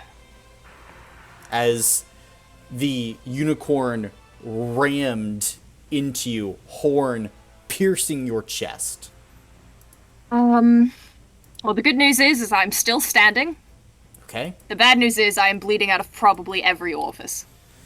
Unfortunately, Yes. are you doing anything as a result of this attack? Can I? Up to you. What can I do? Well, you could uncanny dodge if you have a reaction. Oh, a reaction. Yes, I do. Can I do that? You can. So that would be 27 points of damage to you instead of 54. Awesome. Now I have to remember. 27, you said. Yes. The good news is I'm not bleeding out of every orifice. That's It's most of them. good. Unfortunately, though, that means you don't have an attack of opportunity, which means it can keep on rolling right up to Quintus.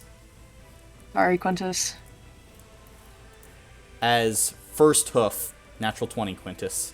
Oh, fuck. Ooh. And a 15, but natural 20 incoming with that hit. As I might be down after this. Go ahead. it You better not die! Not die, but down. 40 points of bludgeoning damage into you, Quintus. Wow. Oh, okay. I'm up. Oh, you are? I'm hurting, but I'm up. As That's good. the initial hoof cracks into your forehead, nearly sending you off your feet. And then, kind of after that, there's an additional follow-up that looks to crack your head open like a watermelon, that you barely are able to duck under, breathing heavily all the while. That's going to be the unicorn's turn. Byron, you're up. Alright, time to get revenge on this fucker. Alright, I am going to run up behind him. I get advantage, right? You do. Okay, perfect. I am going to smack at this thing. All right, go for it. Natural 20. Yeah!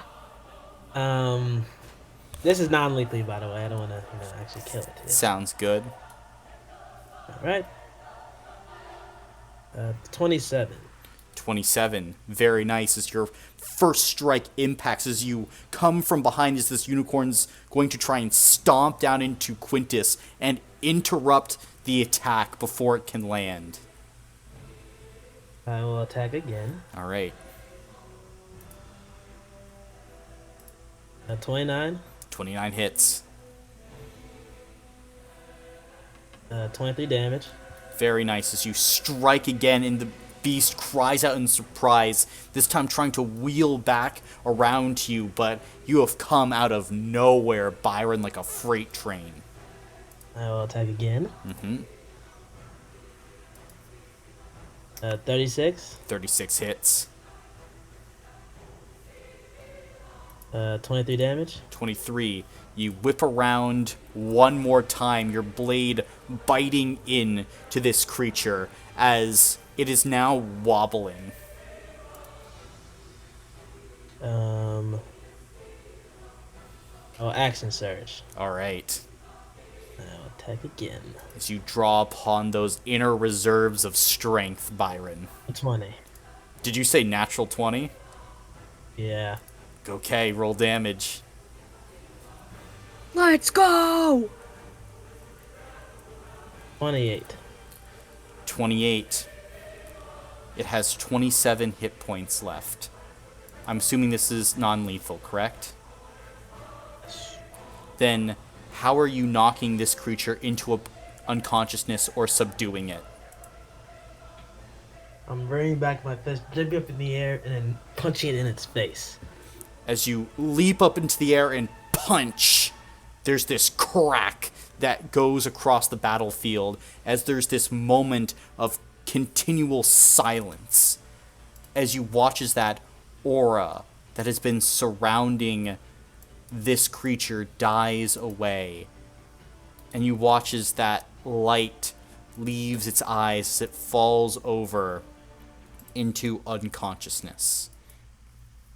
I would like to real quick spare the dying on it so it's stabilized, just while we figure things out. Okay, you spare the dying on it while kind of breathing hard this instance. And what are you guys up to? I should ask. What should we do with it? Oz, you can't. Your rod was a one-time only, right?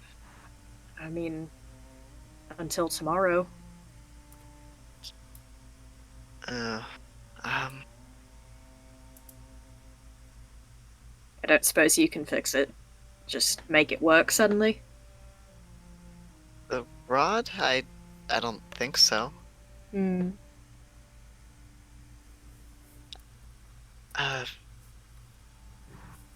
From what I can tell, it wasn't so much as cursed as it was driven mad, so I don't know if any of my healing spells can do anything for it.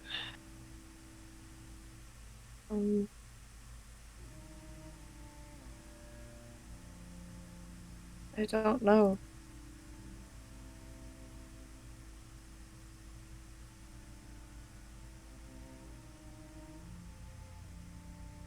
Aside from the things we did, there's no physical manifestation of anything other than the red eyes. Question mark? I mean, its whole like tone of its fur, its general demeanor, its magic energy.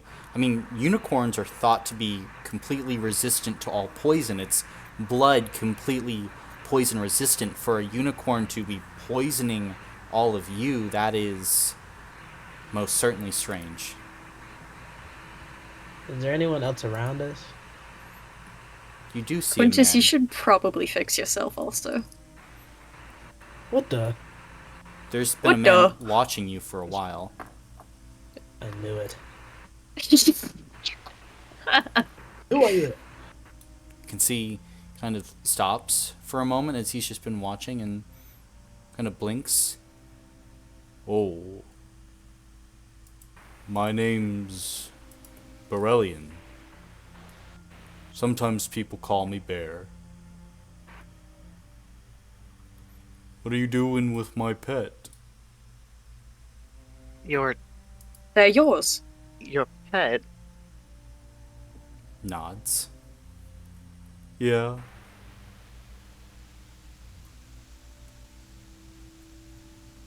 Why are you hurting it?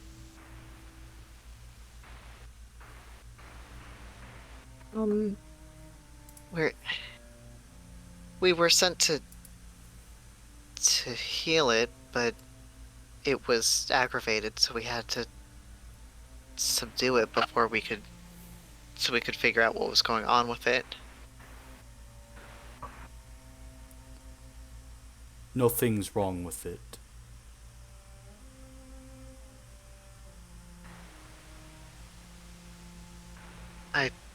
This is not how a unicorn is supposed to be. It's been driven mad.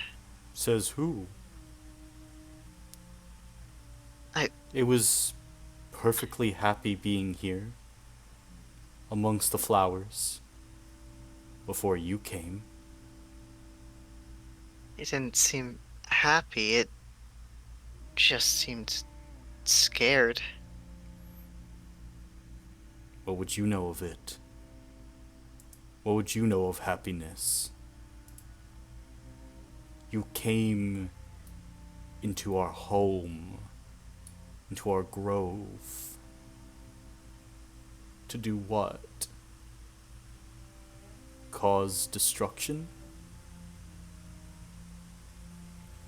He looks over at Oz and the rod. That trinket will do nothing. My You're right. pet is beyond such things. He reaches down and picks a few flowers from the ground and kind of offers it up to the creature, kind of mushing it up in his hands a bit, turning these flowers almost like a paste as he begins to feed it to the unicorn.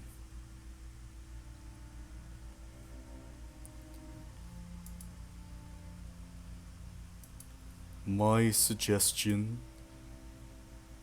is that you let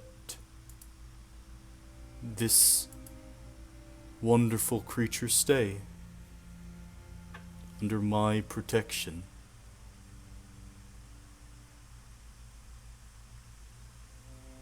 Only I have the wisdom to keep it safe.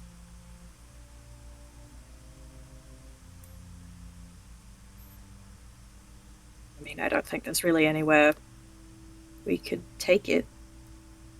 Take them. We can't allow the risk of it hurting more people with its poison. He stands up and then takes a step back. Then, by all means, kill a unicorn. Go ahead. Do it. That isn't what we want to do. Isn't it? Don't seem to care about what it wants, what I want, what it needs. It's growing here, becoming so much more, becoming its greatest self.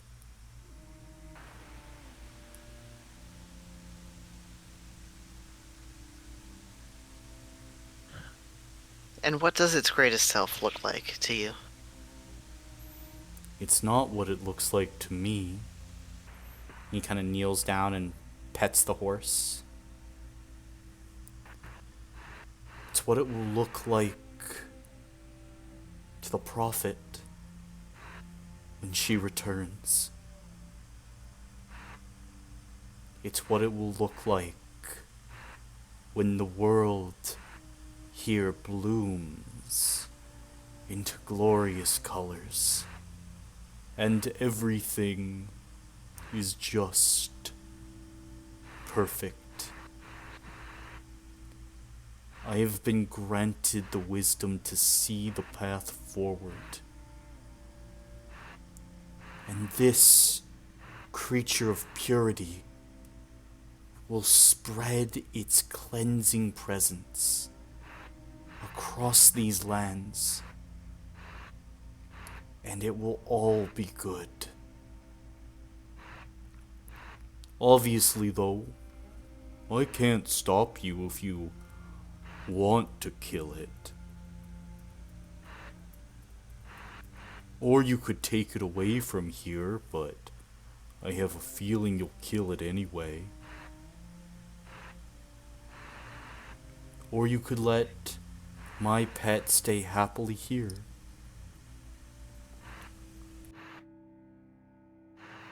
Ooh. And If you want to go ahead, you can.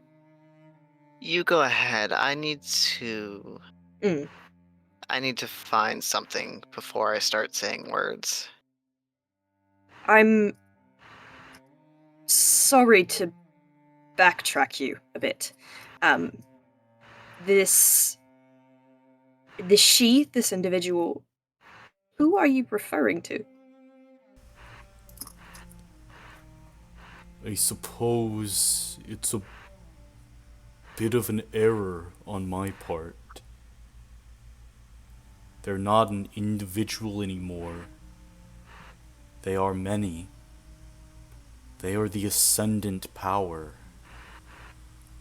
One with all on the primordial ring. They are a part of all now. Consumed and prophesized.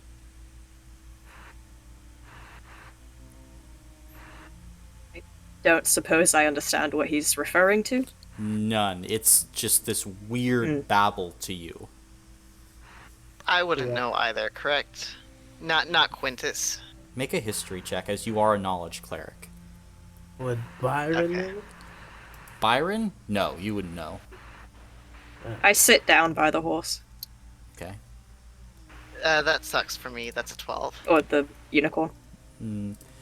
Then, yeah, you have no idea what they're referring to. You're not even sure necessarily where you are. Right. Can I... When I cast Augury before with Dragon Bones, were those consumed or are they able to be reused for the spell? They're able to be reused. Can I cast Augury and... I want to ask what happens if we let the unicorn live. Okay. Let me see something here. See, this is about a course of action or plan to take within the next 30 minutes. See, the spell doesn't take into account any possible circumstances that might change the outcome, such as the casting of additional spells or the loss or gain of a companion. As you roll those dragon bones, then, and Byron, you would pick up that Quintus has the bones of dead dragons on him. Something that would probably perk your interest. And Quintus, as you read the bones, you've never seen such a strong omen of woe.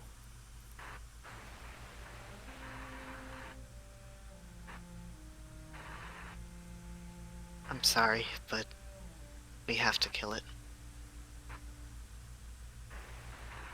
Where'd you get those?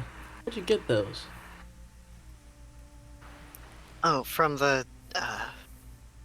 I would have just gotten them from the Ardmagos stores, wouldn't I have? Maybe. Dragon bones? You see the man speaks up, though. They got it because they were a dragon slayer. I can tell by their magic. They gained it because they slew, what, dozens of dragons? What? What? You killed dragons? They did. By the bushel, No. it seems, by those bones. Those are young dragon bones. How old? Maybe 3, 4 years? Well, I guess it's par for a course of someone who wants to kill unicorns. I think you're really hung up on the fact that we don't want to do that. Then don't. Leave it here so I can take care of them.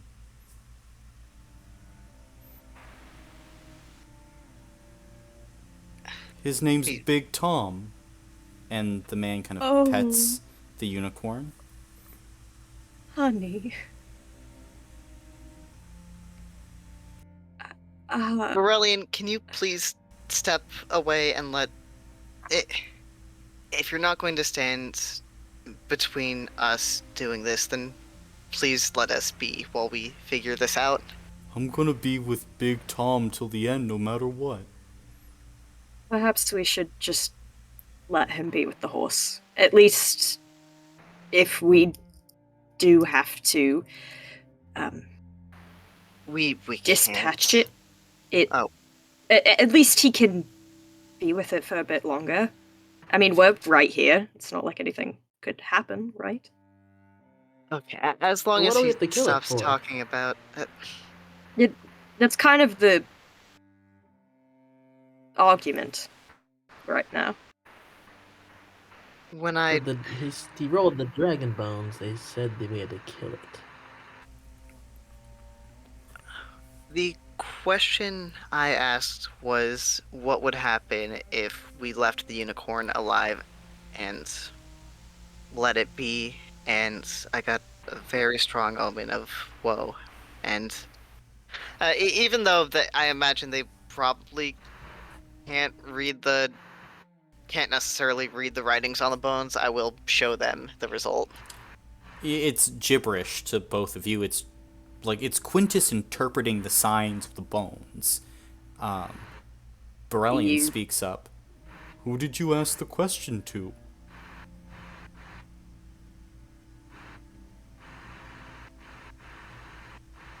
Do I actually would not know which entity my questions get routed through, would I? Whether it's the bull or Magion? It's up to you. I mean, you not really, but it's up to you in this moment to say, who do you derive that question from? Who are you speaking to?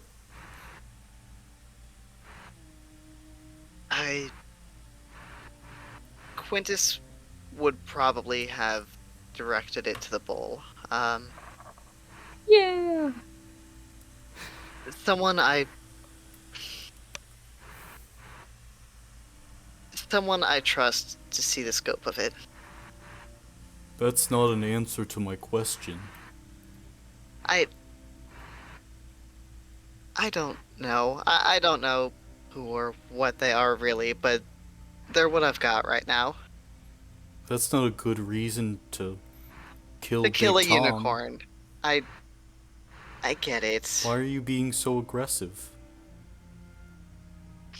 Can't you just walk away? Why is it so important to you to kill this creature?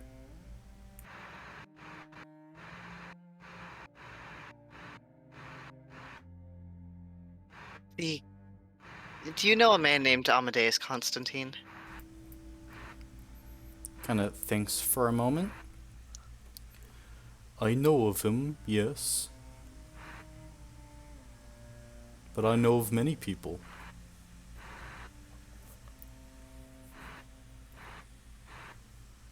Do you know what he's planning on doing? No.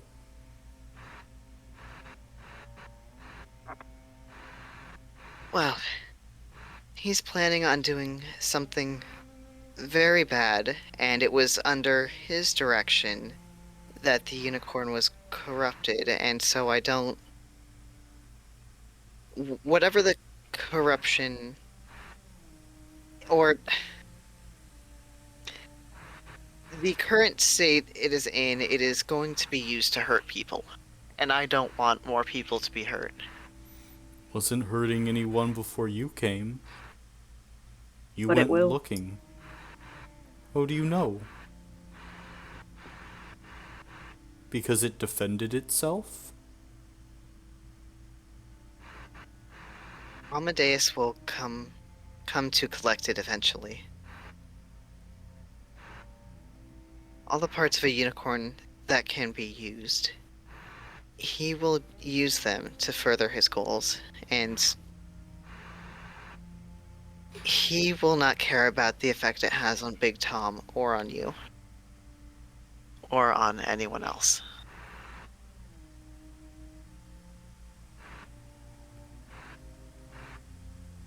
I think you're just making excuses.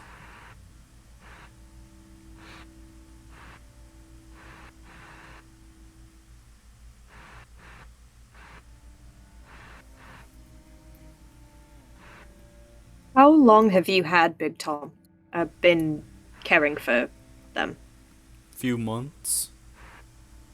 And during those few months, did they always look like this? They had a bit of a different coat at the beginning, Mm-hmm. but I think it changed because the rest of the landscape was so obvious. When they were out, they were pure and white, and that attracted creatures towards them. So the coat changed to help them blend in better when they were traveling about. Would I know if unicorn? Oh, go ahead. No, go ahead. You're okay. Would I know if unicorns typically do that? If they have coats that change with the season, or if they generally stay white? Unicorns stay white, usually. Unicorns are not the sort of creature that change coats with the season. They have one color and they stick to it. The flowers help creatures adapt to this environment. Have the flowers always been here? They've been here for a long time. Mm. Many years. Have you seen them change the color of any other creature? Yes. What about unicorns specifically? I've only ever Besides Big seen Tom. one unicorn. I think they're pretty rare, sir. How many unicorns do you think I see all the day, every day? I don't know. I've never been here before. You're right, so maybe It's you my first day. So maybe you should, leave people that didn't ask for your help alone. It's not really any of your business. I mean, if we need help, we'll call for help. But you just kind of waltzed into our home and our place and started using your magic and swinging your swords, and, that's a bit of a kerfuffle. So I'd like to ask you to just leave here in peace.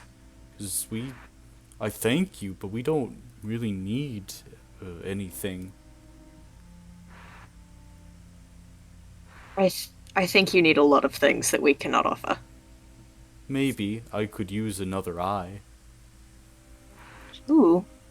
Can I? Can I? Actually, yeah, I reach into my skull. no, I have regenerate. What would that? It says severed. Oh, it only says severed body members? Would an eye count for that? Yeah, it would count. I can give you another eye.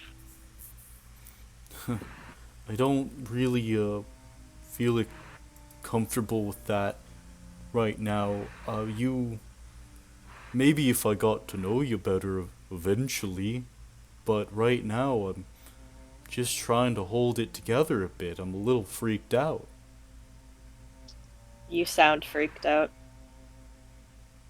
Oh, okay.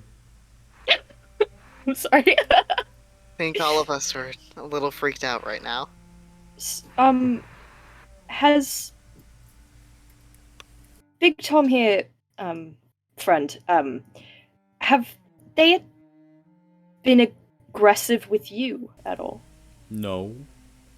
Hmm.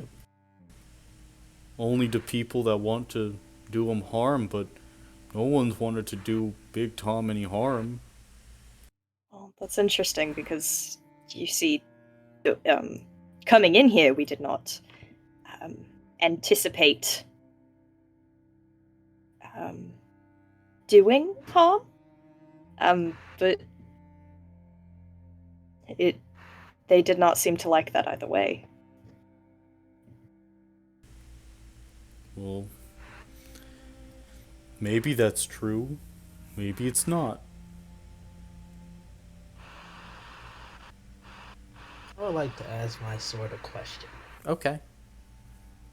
And specifically, I never tried this before, but I'd like to see if I can talk to the dragon. Okay. You. I'd like to ask. Okay. All right. What are you asking? I'd like to ask if he knows what's wrong with this horse or unicorn. You hear the voice of Ultaborian begin to answer. I have never seen a corruption like this in all my centuries of life or my imprisoned death.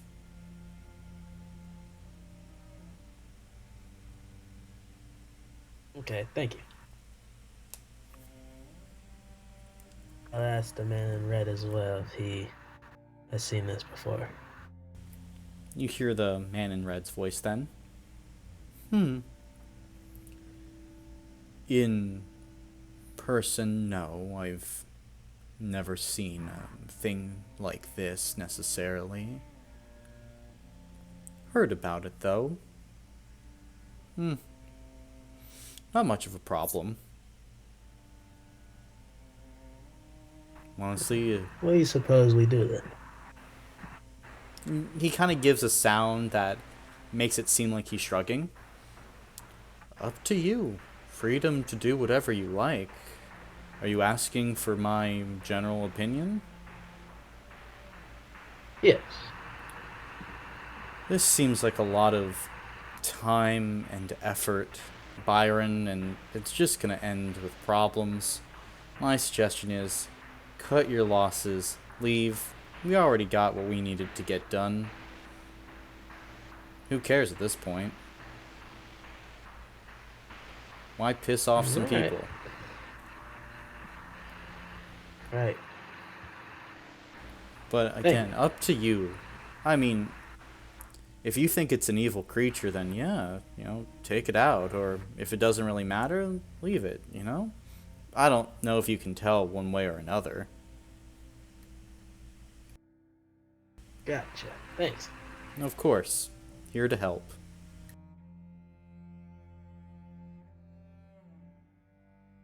I say we leave it alone. That's up to you, Quintus.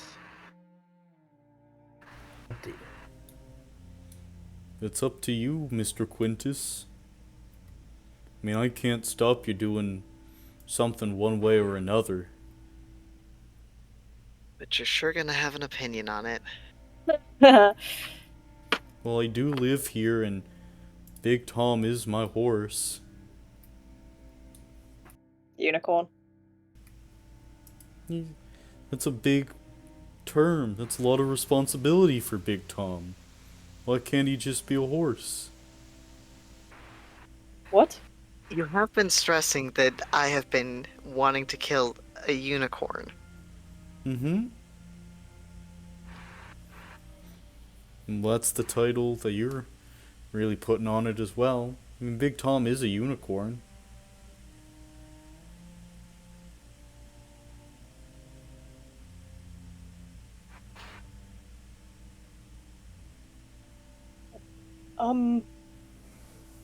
Well, perhaps there can be a compromise.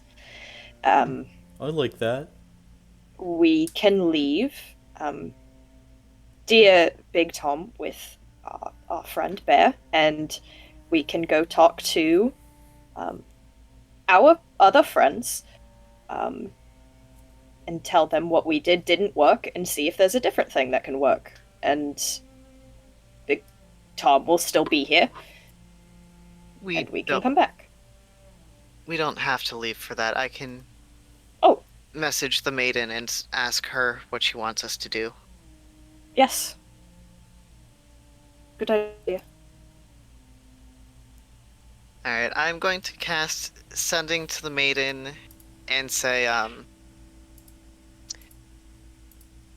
the unicorn cannot be cured. The rod did not work. It seems to be mad. Do you want us to kill it, or what should we do? It has a friend. It has a friend. What you hear back is whimpering, cries of general pain or discomfort. And you just hear one small phrase kind of amongst everything that I will DM to you. Okay. And after you hear these few words kind of whimpered out, there's just nothing.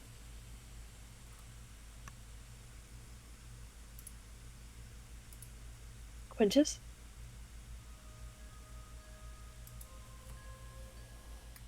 That's a...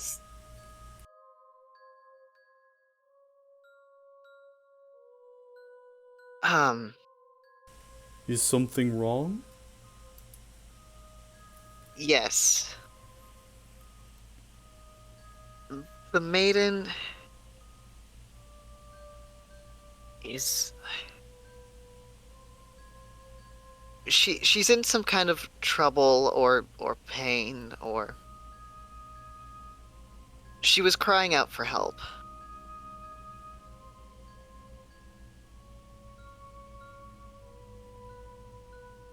Okay. Can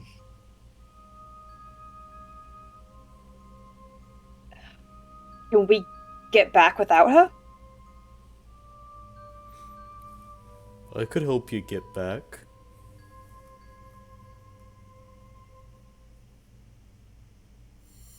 And how would you do that? Oh, I don't know. You never really told me where you're trying to get back to. I am the eminence of wisdom, but I need to be told some things every now and then.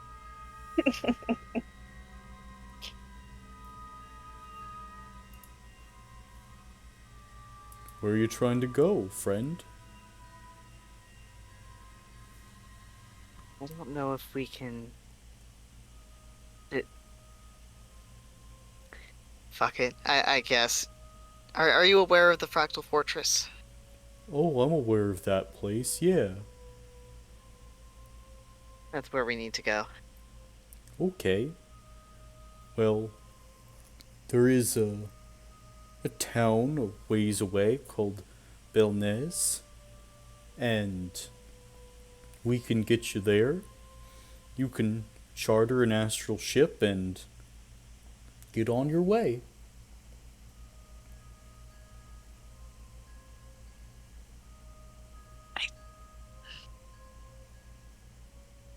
I don't know if we should do that. If we took an astral ship to the Fractal Fortress, the people there would not look kindly upon that. The pilot would probably be liquidated. Oh. Well, it seems like you really like killing things, don't you? Don't. I am saying that is why we should not do that. Well, your people do. Sorry, I see that you're a little bit conflicted.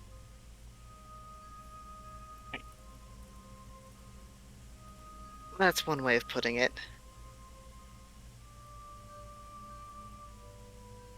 Our options at this point, kill the horse or kill an innocent pilot.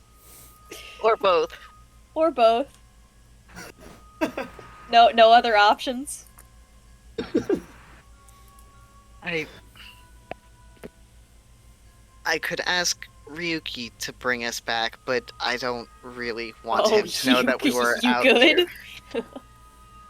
No, I don't want to do that. No, I'm saying you could, question mark? Oh, I have more sending spells left. Well, that was not the part that I was... Oh, Ryuki can... Right, don't disclose this to anyone. else in the Fractal Fortress, obviously, but Ryuki does have a sort of room he can use to teleport. Mm. He could come here and bring us back, but then we would have to explain what we were doing out here. So all we need is to get back, right? I guess. That is kind of the crossroads we're at. I still don't know what to do about the And I unicorn. asked my sword if he could take us back. You would ask, and you'd hear a sigh. Unfortunately, that's beyond my scope at the moment. Gotcha. I could Man in red sucks. I could try and reach out to someone who owes me a favor. That works. If you give me a few hours, I think they could make the trek to your location. If you say the words, I could get a closer read to give them. Okay, I will say the words. Say the words then.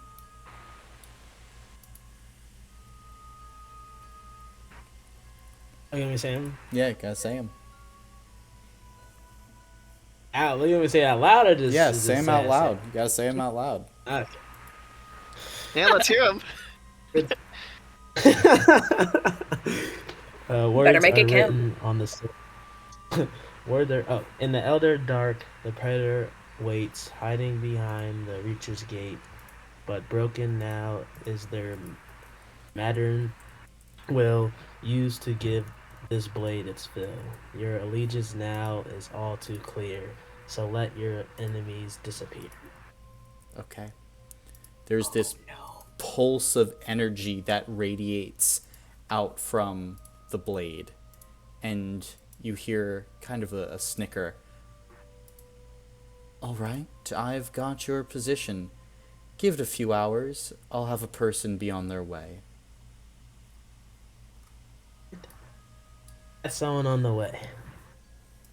Did we hear him reciting the words? Yeah, you could. I mean, He wasn't like whispering them or anything. no. What did you do, Byron? Got someone to get our location, so I had to recite the words that was in my blade. It's like a special properties, you know? I need to give him my pin. Yeah. You...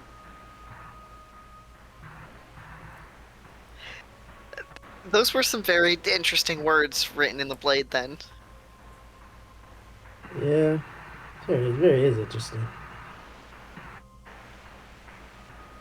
Where did you get that blade again? From the guy we met at the, when we went to go hunt down the, fish, whatever it is. From the general store. The guy in red? Yeah. Yeah. Mm.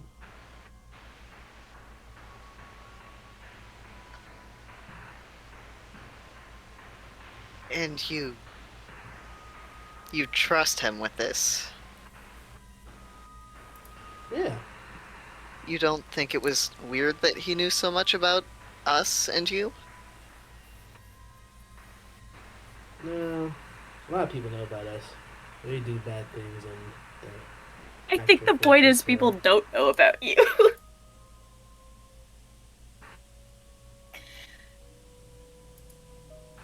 If we wait here a couple hours, someone will be here to get us. I feel like we've opened up a lot of worms. We have,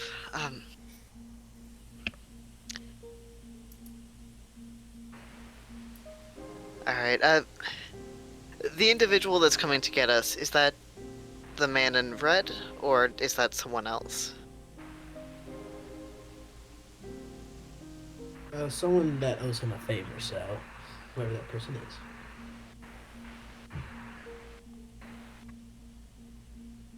I don't like the sound of that. Okay, I don't think anything's gonna go wrong. Sorry, what was that? I don't think anything's gonna go wrong. I think someone to pick us up, you know? I think many things have already gone wrong.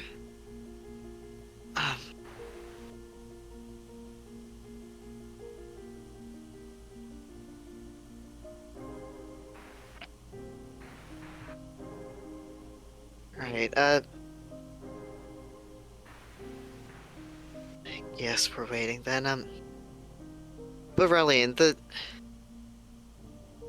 the thing you were saying about how you could tell I had slain a lot of dragons, what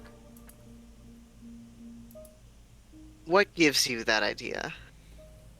Your magic. It's Dragon Slayer magic. What do you mean by that? My magic is just high magic. It's just clerical. Clerical. Can I insight check that? Sure, make an insight check.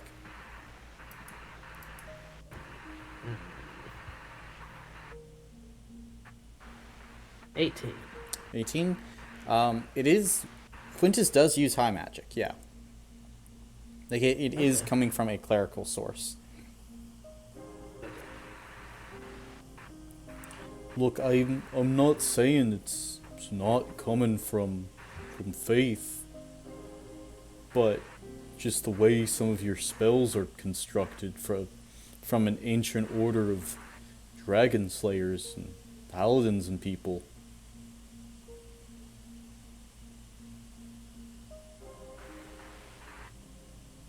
I do not. I wouldn't recognize any of what he's talking about, would I? Not really. Again, maybe I'm wrong, but I acknowledge that. Maybe it's not. But it's just, with the way your magic is and the dragon bones and, I mean, just how you know. What was that last part? Well, I mean, the way you stand, it's the one of the positions of the dragon slayers, the way you hold your weight and things like that. I mean, I thought that, you were about ready to kill our friend over there. He nods over at Byron. You're in position to do something like that. I mean, obviously you never would, but that's what I thought when I first saw you. It's like, oh no, he's about to get bloody.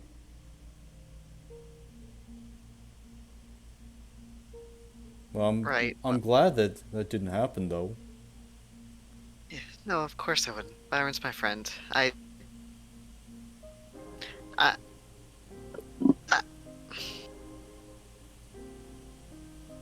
I honestly don't really know anything about any dragon slayers. Okay, I believe you.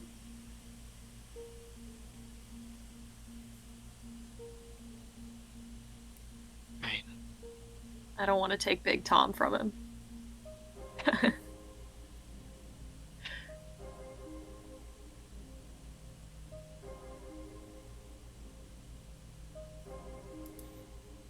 I guess if you two agree, we'll leave Big Tom alone, but I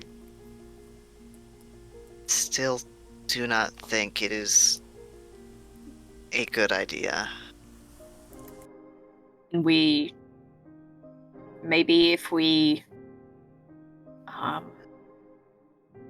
you seen this Amadeus before? No. No, not you. Sorry, Bear. Oh. Quintus. I've only seen the spectral version of him, correct? Yes. Balls. I've seen a projection of him before. I've not met him in person. Could you describe him? Maybe then we can, if he comes here and, I don't know, I guess Bear probably wouldn't. Well, from what I understand, if Amadeus comes here, Bear at least will be very much dead. Ah.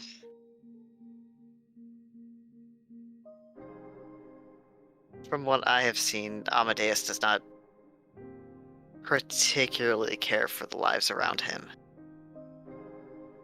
Based on the mine I saw him running anyway, and how my friends have spoken about him. Hmm.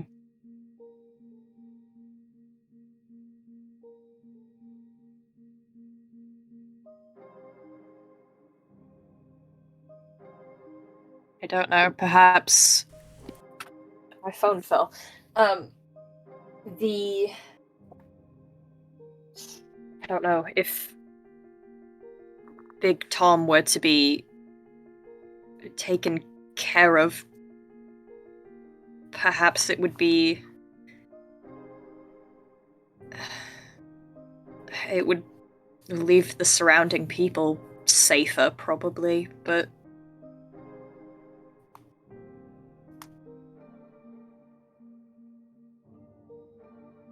Well, if we're leaving him alive, I think after we leave, he should be moved to another location. Okay. Preferably a I could do different that. grove. Alright. Shake on it, and Bear extends a hand. You guys are sure you want to leave Big Tom alive? Does Bear look like an actual person? Yeah. I mean, he's definitely a little fucked up. He's got a flower growing out of, like, a missing eye. Flowers kind of popping up in several, like, old scarring places. But he does seem like a person. Actually, jumping off of that, he's not glitching or anything, is he? He's not, no.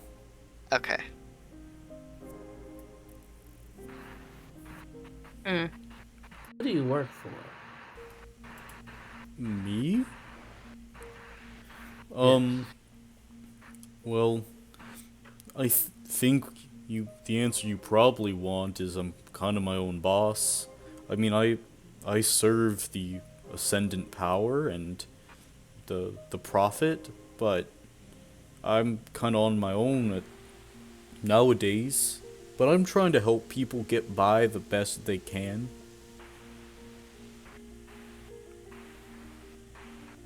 Yeah, is he lying when he said that?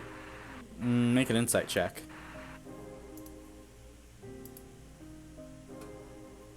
17. Nope, he's telling the truth. Yeah, He's not trying to be deceptive. He's just a little guy. He's just a little guy. Guys. Well, Quintus, I don't care what you do with him. Your choice. I have made my stance clear, I think. Oz, what do you want? It's all down to you, Oz. What? What? This is what I get for choosing this mission? Quintus chose this mission. No, I did. I did. No, Athena specifically asked me if I wanted said to it do would the be unicorn cool. one.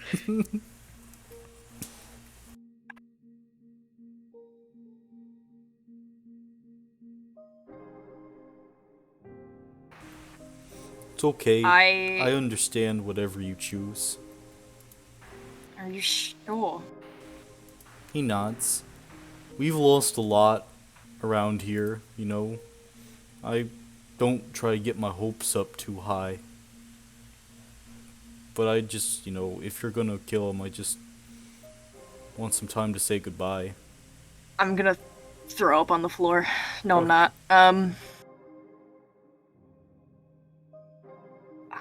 I think you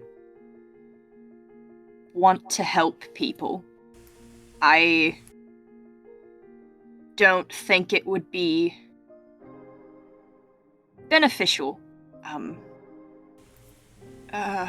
for Big Tom to stay. As hard as that is for me to say, I feel like this gentleman is a bit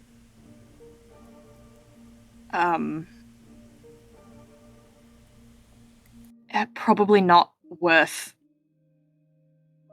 risking. I don't know how to say this. It's probably not worth risking the lives of everybody else. He would probably do untold damage if he was allowed to have Big Tom, and I don't think Big Tom would want that either. So you'll destroy everything good just to make sure one guy doesn't get it? So one guy doesn't get it and use it against everybody else? So you'll keep it from everyone else that would love and appreciate Big Tom?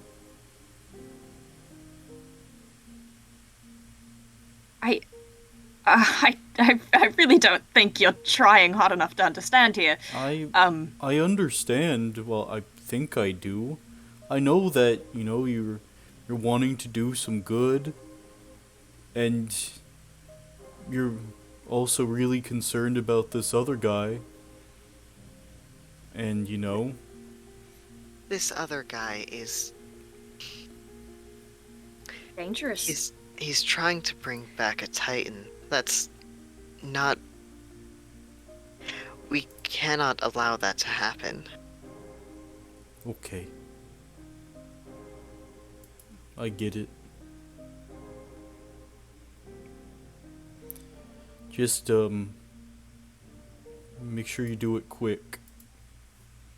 And he kind of kneels down and kind of like hugs the unicorn. Goodbye, buddy. I hope you were happy here. Stands up and kind of nods to himself. I'm gonna head back home now. Do you... Well, I suppose you don't have to stay. I don't want to. I understand.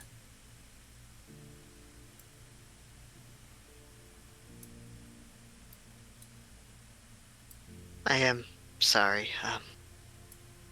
Take care of yourself, Brilliant.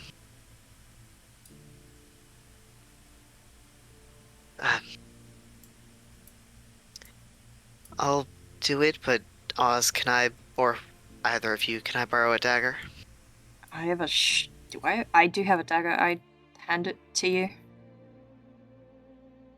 Right, I'll kind of... I guess lay a hand on Big Tom. Can I... Would it be possible... I'll burn a spell slot if I need to, but would I be able to use, like, a little bit of my healing magic just to kind of, like, numb the spot where I'm going to stab so he doesn't feel it as it goes through? Sure. I'll hold his head on my lap. Okay. And I'll find the... I guess probably the heart is going to be the easiest, just, or does it seem like it would be faster? Heart's probably fine. I'll just try to do it quickly in one motion, as painlessly as possible. As painlessly as possible. Looking down at this creature. Unicorns are dwellers of enchanted forests. Celestial creatures that wander in the glimmering starlight. They are rare. Divine guardians. Forest lords. blessed mounts, sacred beasts. They are like angels. They are pure. And even one in this state, to kill a unicorn is a sin. One of the greatest sins, as it is a creature so unabashedly good that to kill one is to forsake so much. This is not a unicorn in its normal capacity, but even what little glimmer remains is a searing beam of starlight in the darkness of a cold, unfeeling world. You plunge the dagger into its heart. And off somewhere far, far away, the maiden screams. It is an agonized wail, as that flicker dies. And walking away, Varelian Black will smile.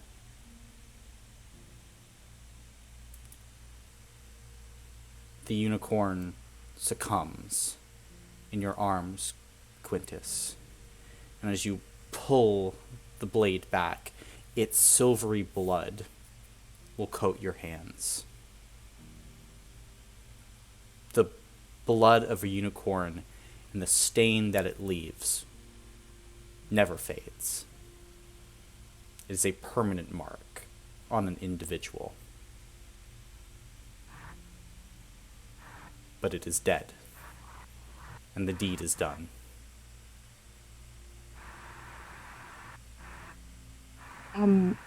Help me drag Big Tom over under one of these trees, perhaps. All right.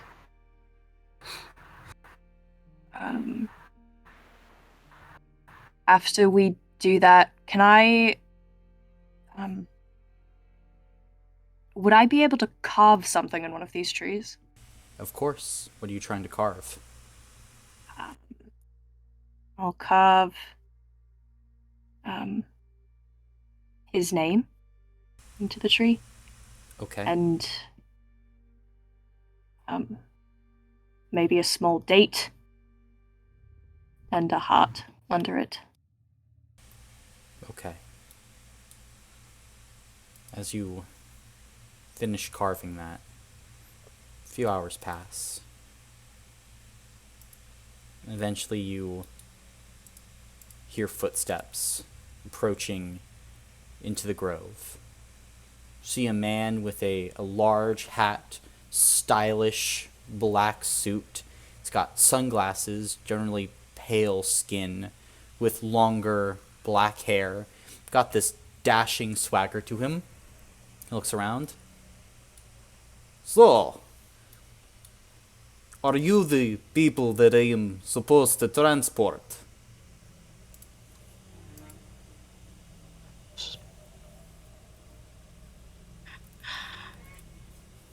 Yes, we are.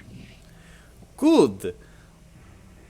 My name is Lord Ratovon Reyes. And he takes off his hat and gives this flourishing bow.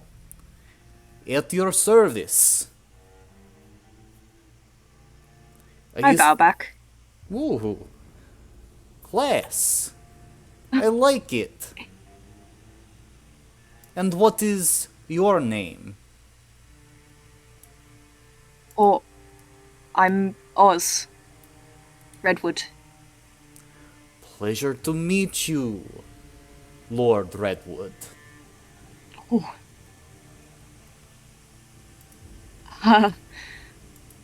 Lovely to meet you as well. And you must be Byron, yes? You're the one who sent for me, eh? Yes, yes, yes.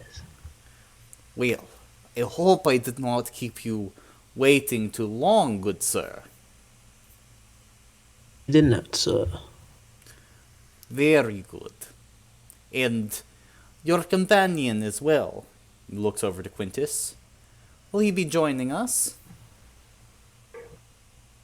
Yes, I am. Very well. Let's see here. And he kind of feels around in his pockets, pulls out a key.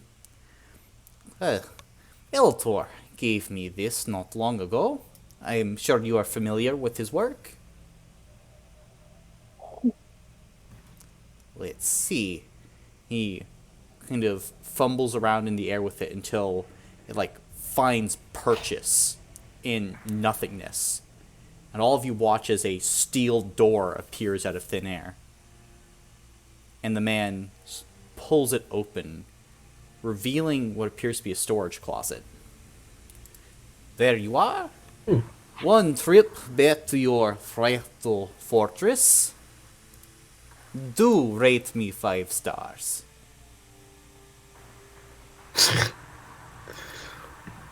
And I don't suppose looking in, I can tell it is a Fractal Fortress storage closet, right? Yes, it is. Thank you. Of course. Anytime. And Quintus will go ahead and step through. Okay.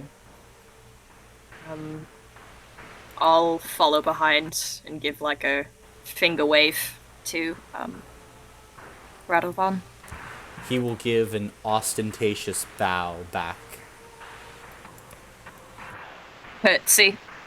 Before I leave, I like to say a couple words to the horse, Okay. and then I will absorb it. Okay. What? As you drive your sword into the ground, you absorb the unicorn into the blade. You can see Radovan kind of raises an eyebrow. You are quite impressive. He wasn't lying. You have potential. Thank you. Thank you. Mum's the word. And he kind of knowingly puts 2 fingers over his lips. Good luck, Byron. Thank you. And I will walk through the storage doorway or whatever it is. Okay. As you walk through, all of you return to the Fractal Fortress.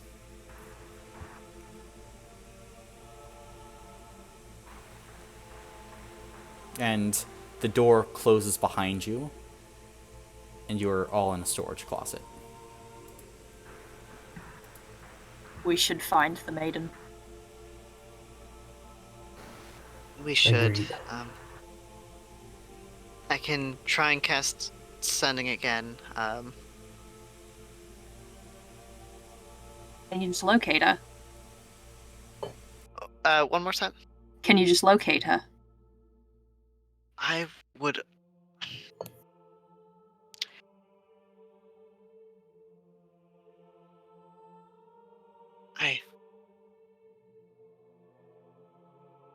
I could cast Locate Creature, which would only work if she was within the Fractal Fortress, basically.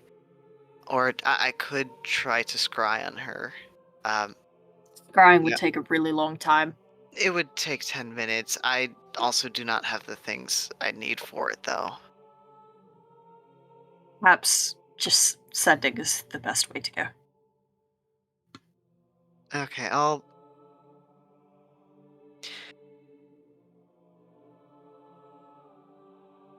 Alright, I'll send Sending to the maiden.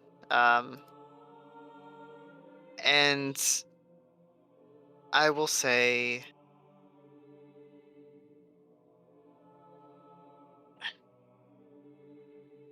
The unicorn is dead. We made it back to the Fractal Fortress. You sounded hurt. if you can teleport us to you, we can try to help. What you get back is just static. Okay.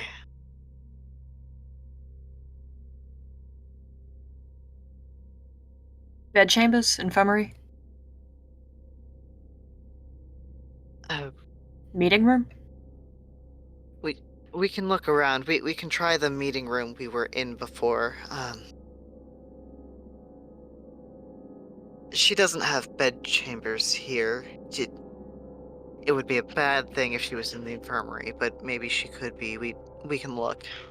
But I did not hear anything back from her. Oh, let's go. Hustle. Okay, I suppose we're probably hitting the meeting room first. Is that good with you guys? That's fine. Whatever order is, I guess in whatever order would be the closest. So if the meeting room's closest.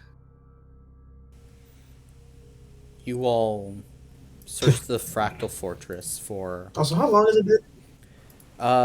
since you left, about 12 hours. Damn. Shit. You check the meeting room. There are trickles of blood there, but you don't find her. You go to the infirmary, it's not there. You comb the fractal fortress. All of you eventually check Quintus's room.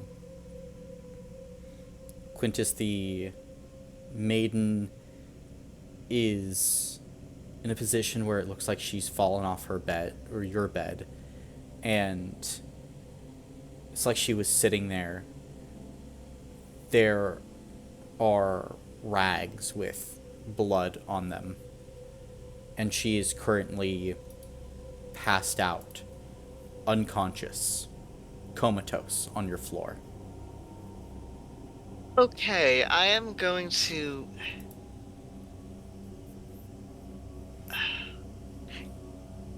Can I hit her with... I'll expend the diamond dust for it. Can I try hitting her with greater restoration? See if that helps anything? Her breathing stabilizes a little bit more, but she's in a coma. She's in a coma. Okay.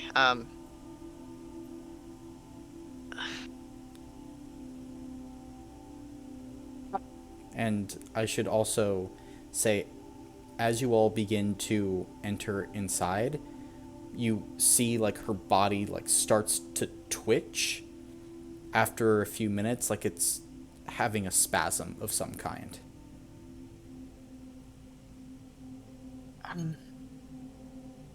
Can we put her on your bed? Is that alright?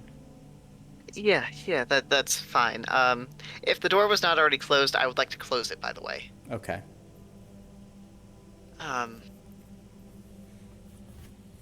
Shit, I do not have the healing spells for this right now. Or not the energy for them. Whilst we are moving her onto the bed, can I slip my object into her pocket? Of course you can. You got your priorities straight. Oh. I wanted to do it, so I didn't realize it would happen like this, but you know.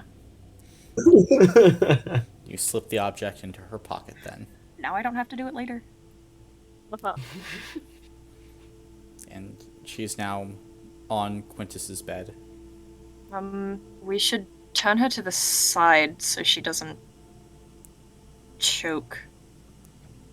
Okay, yeah, I'll that's fine. prop her up with pillows and whatnot.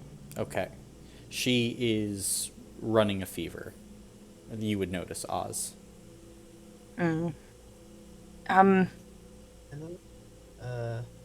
Ask my new friend to help.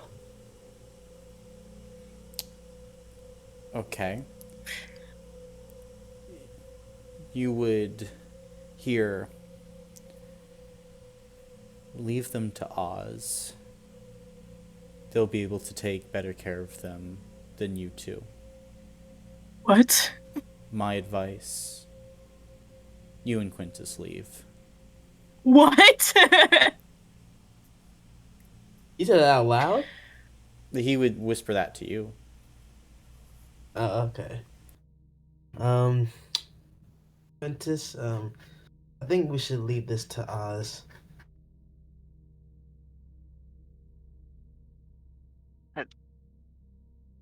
Why? I mean, why don't you guys go fetch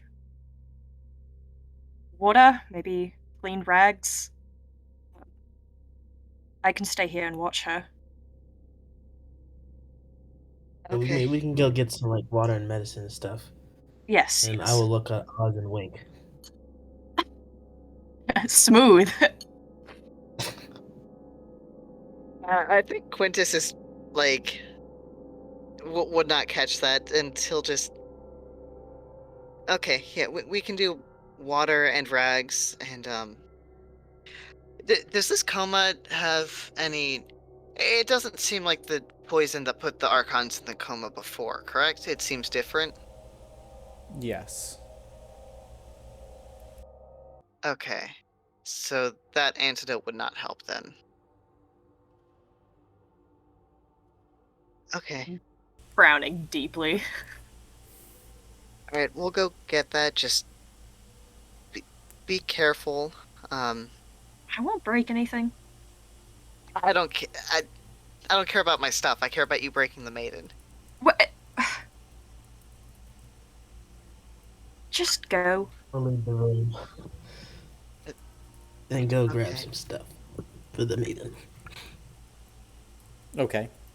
I'll go as well. Gotcha. Then, what are you two going to get? I think I'll probably find some fresh rags and water for them.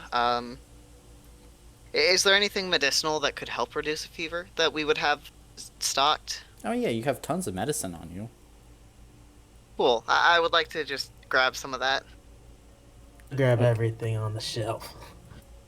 Okay.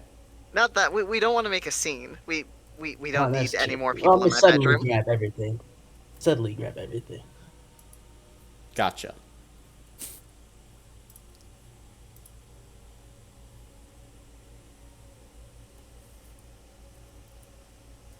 And then, are you returning?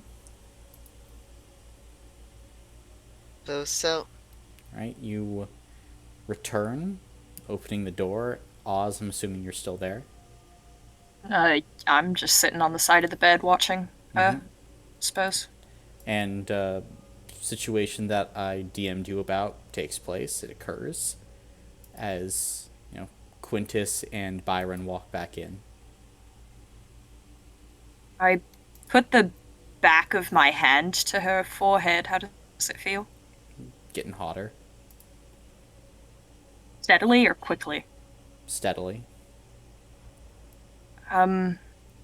Okay. What did you bring? The twitches also resume across the general body. we brought wet rags and medicine to reduce the fever. Okay. All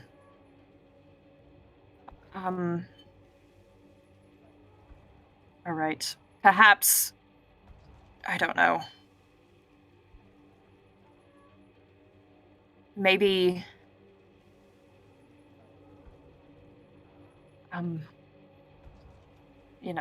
We'll give her the medicine and put.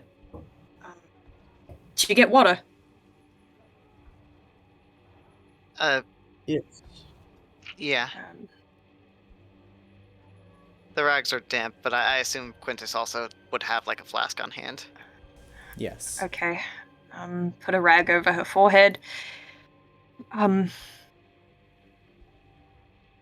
Look, perhaps. I don't know. I don't know how busy you guys are, but I certainly have room in my schedule. I can watch over her. Alright. That's fine by me. I suppose this is your room, but I can move her to mine. I don't know if she should really be. Mm, Well, that's true. moving her might be fine, but I worry about people in the halls seeing her. That's true. All right. I It's, I by the can. way, 3 a.m. right now. The halls are pretty Oh, empty. the Oh, halls are pretty empty. Oh. Okay.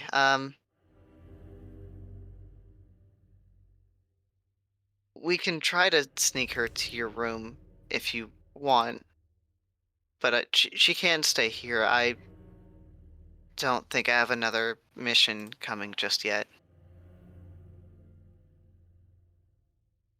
you said you needed rest as well, though. I don't have anything pressing. Yeah, me either.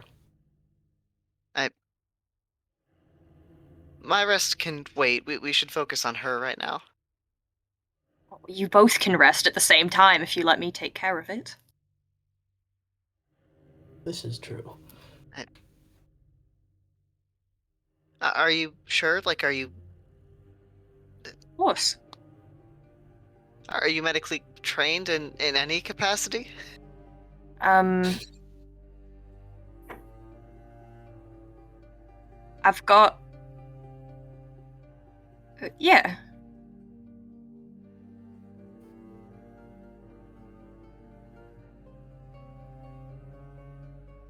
I can Alright, handle it. I guess that works. All right. We can take her to your room, and then I'll come by in the morning and see how everything is.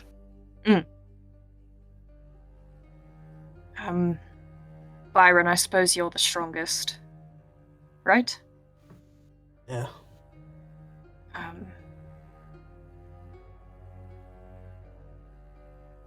I can carry her. Okay.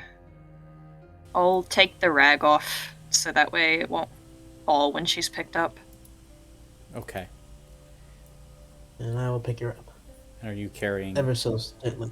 Gotcha. She's light as a feather in your arms, Byron. The paper thin. And are you carrying her to Oz's room? Yes. She will begin coughing up black bile by the end of the journey while she's in your arms. But you putting her down in the bed? Yes. Right, you put her down, and Oz, I assume you are tending to her? Then, as you resume your post, Quintus, Byron, what are you two doing? You should get rest. It's quite late. Yeah. All I'll right. go back to Or early. Just come get us if anything changes, okay? If she worsens, I will. I assume I know where they stay. Yeah, you do. Okay. But you were just I'll- at my room. That. You know what? Do you think? Do you think? Yes, I'll quickly. I will come as fast as I can if she worsens.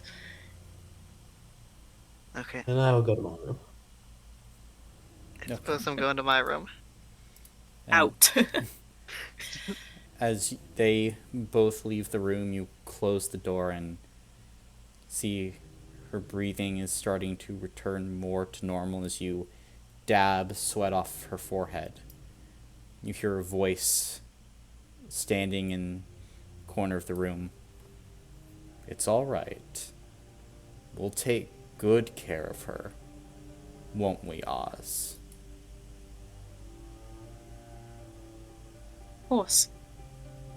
And it is here where we will end our session for today.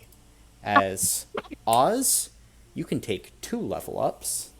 What? Awesome. Byron, we'll get to all obviously the stuff that you're going to get from this, which is, of course, the unicorn. and the feat that I previously discussed with you. Okay. And Quintus, yeah, you can get a level up. Great. Yeah, if you want to. I don't get one. You are getting a bit more than a level up, buddy. Don't you worry about it. Petting you reassuringly. To get a level up, and all I had to do for it was kill a unicorn. Well, actually, Oh, honey. actually, technically, it wasn't. You can get a feat, Quintus, but not a level up. What does Okay. what do Quintus's hands look like? They're like, it's like if he dipped them in like silver paint, but like that mark is there. It's like if a kid was finger painting, instead of like red on the fingers, it's like silver. Probably would have matched me quite well. Mm-hmm. I literally wear gloves. I don't know why I didn't do that, but Mm. Probably one of the Sorry. easiest missions I went on so far. That's great, Byron. I don't by all think means, I've ever felt so terrible. You haven't felt so terrible so far. I hate being mean. I hate doing bad things, and I'm like, I'm gonna play a character that's like not like that at all. I'm glad you helped me. I was like, dang, I don't know what I'm gonna do now. Art. You got a partner in crime now, Marcus. I know, right? You Yeah. wasn't gonna gaslight me into oblivion. I'm sorry, Quintus. I love you. Love you We too. can still be friends. Uh-huh. You know. Oh my goodness.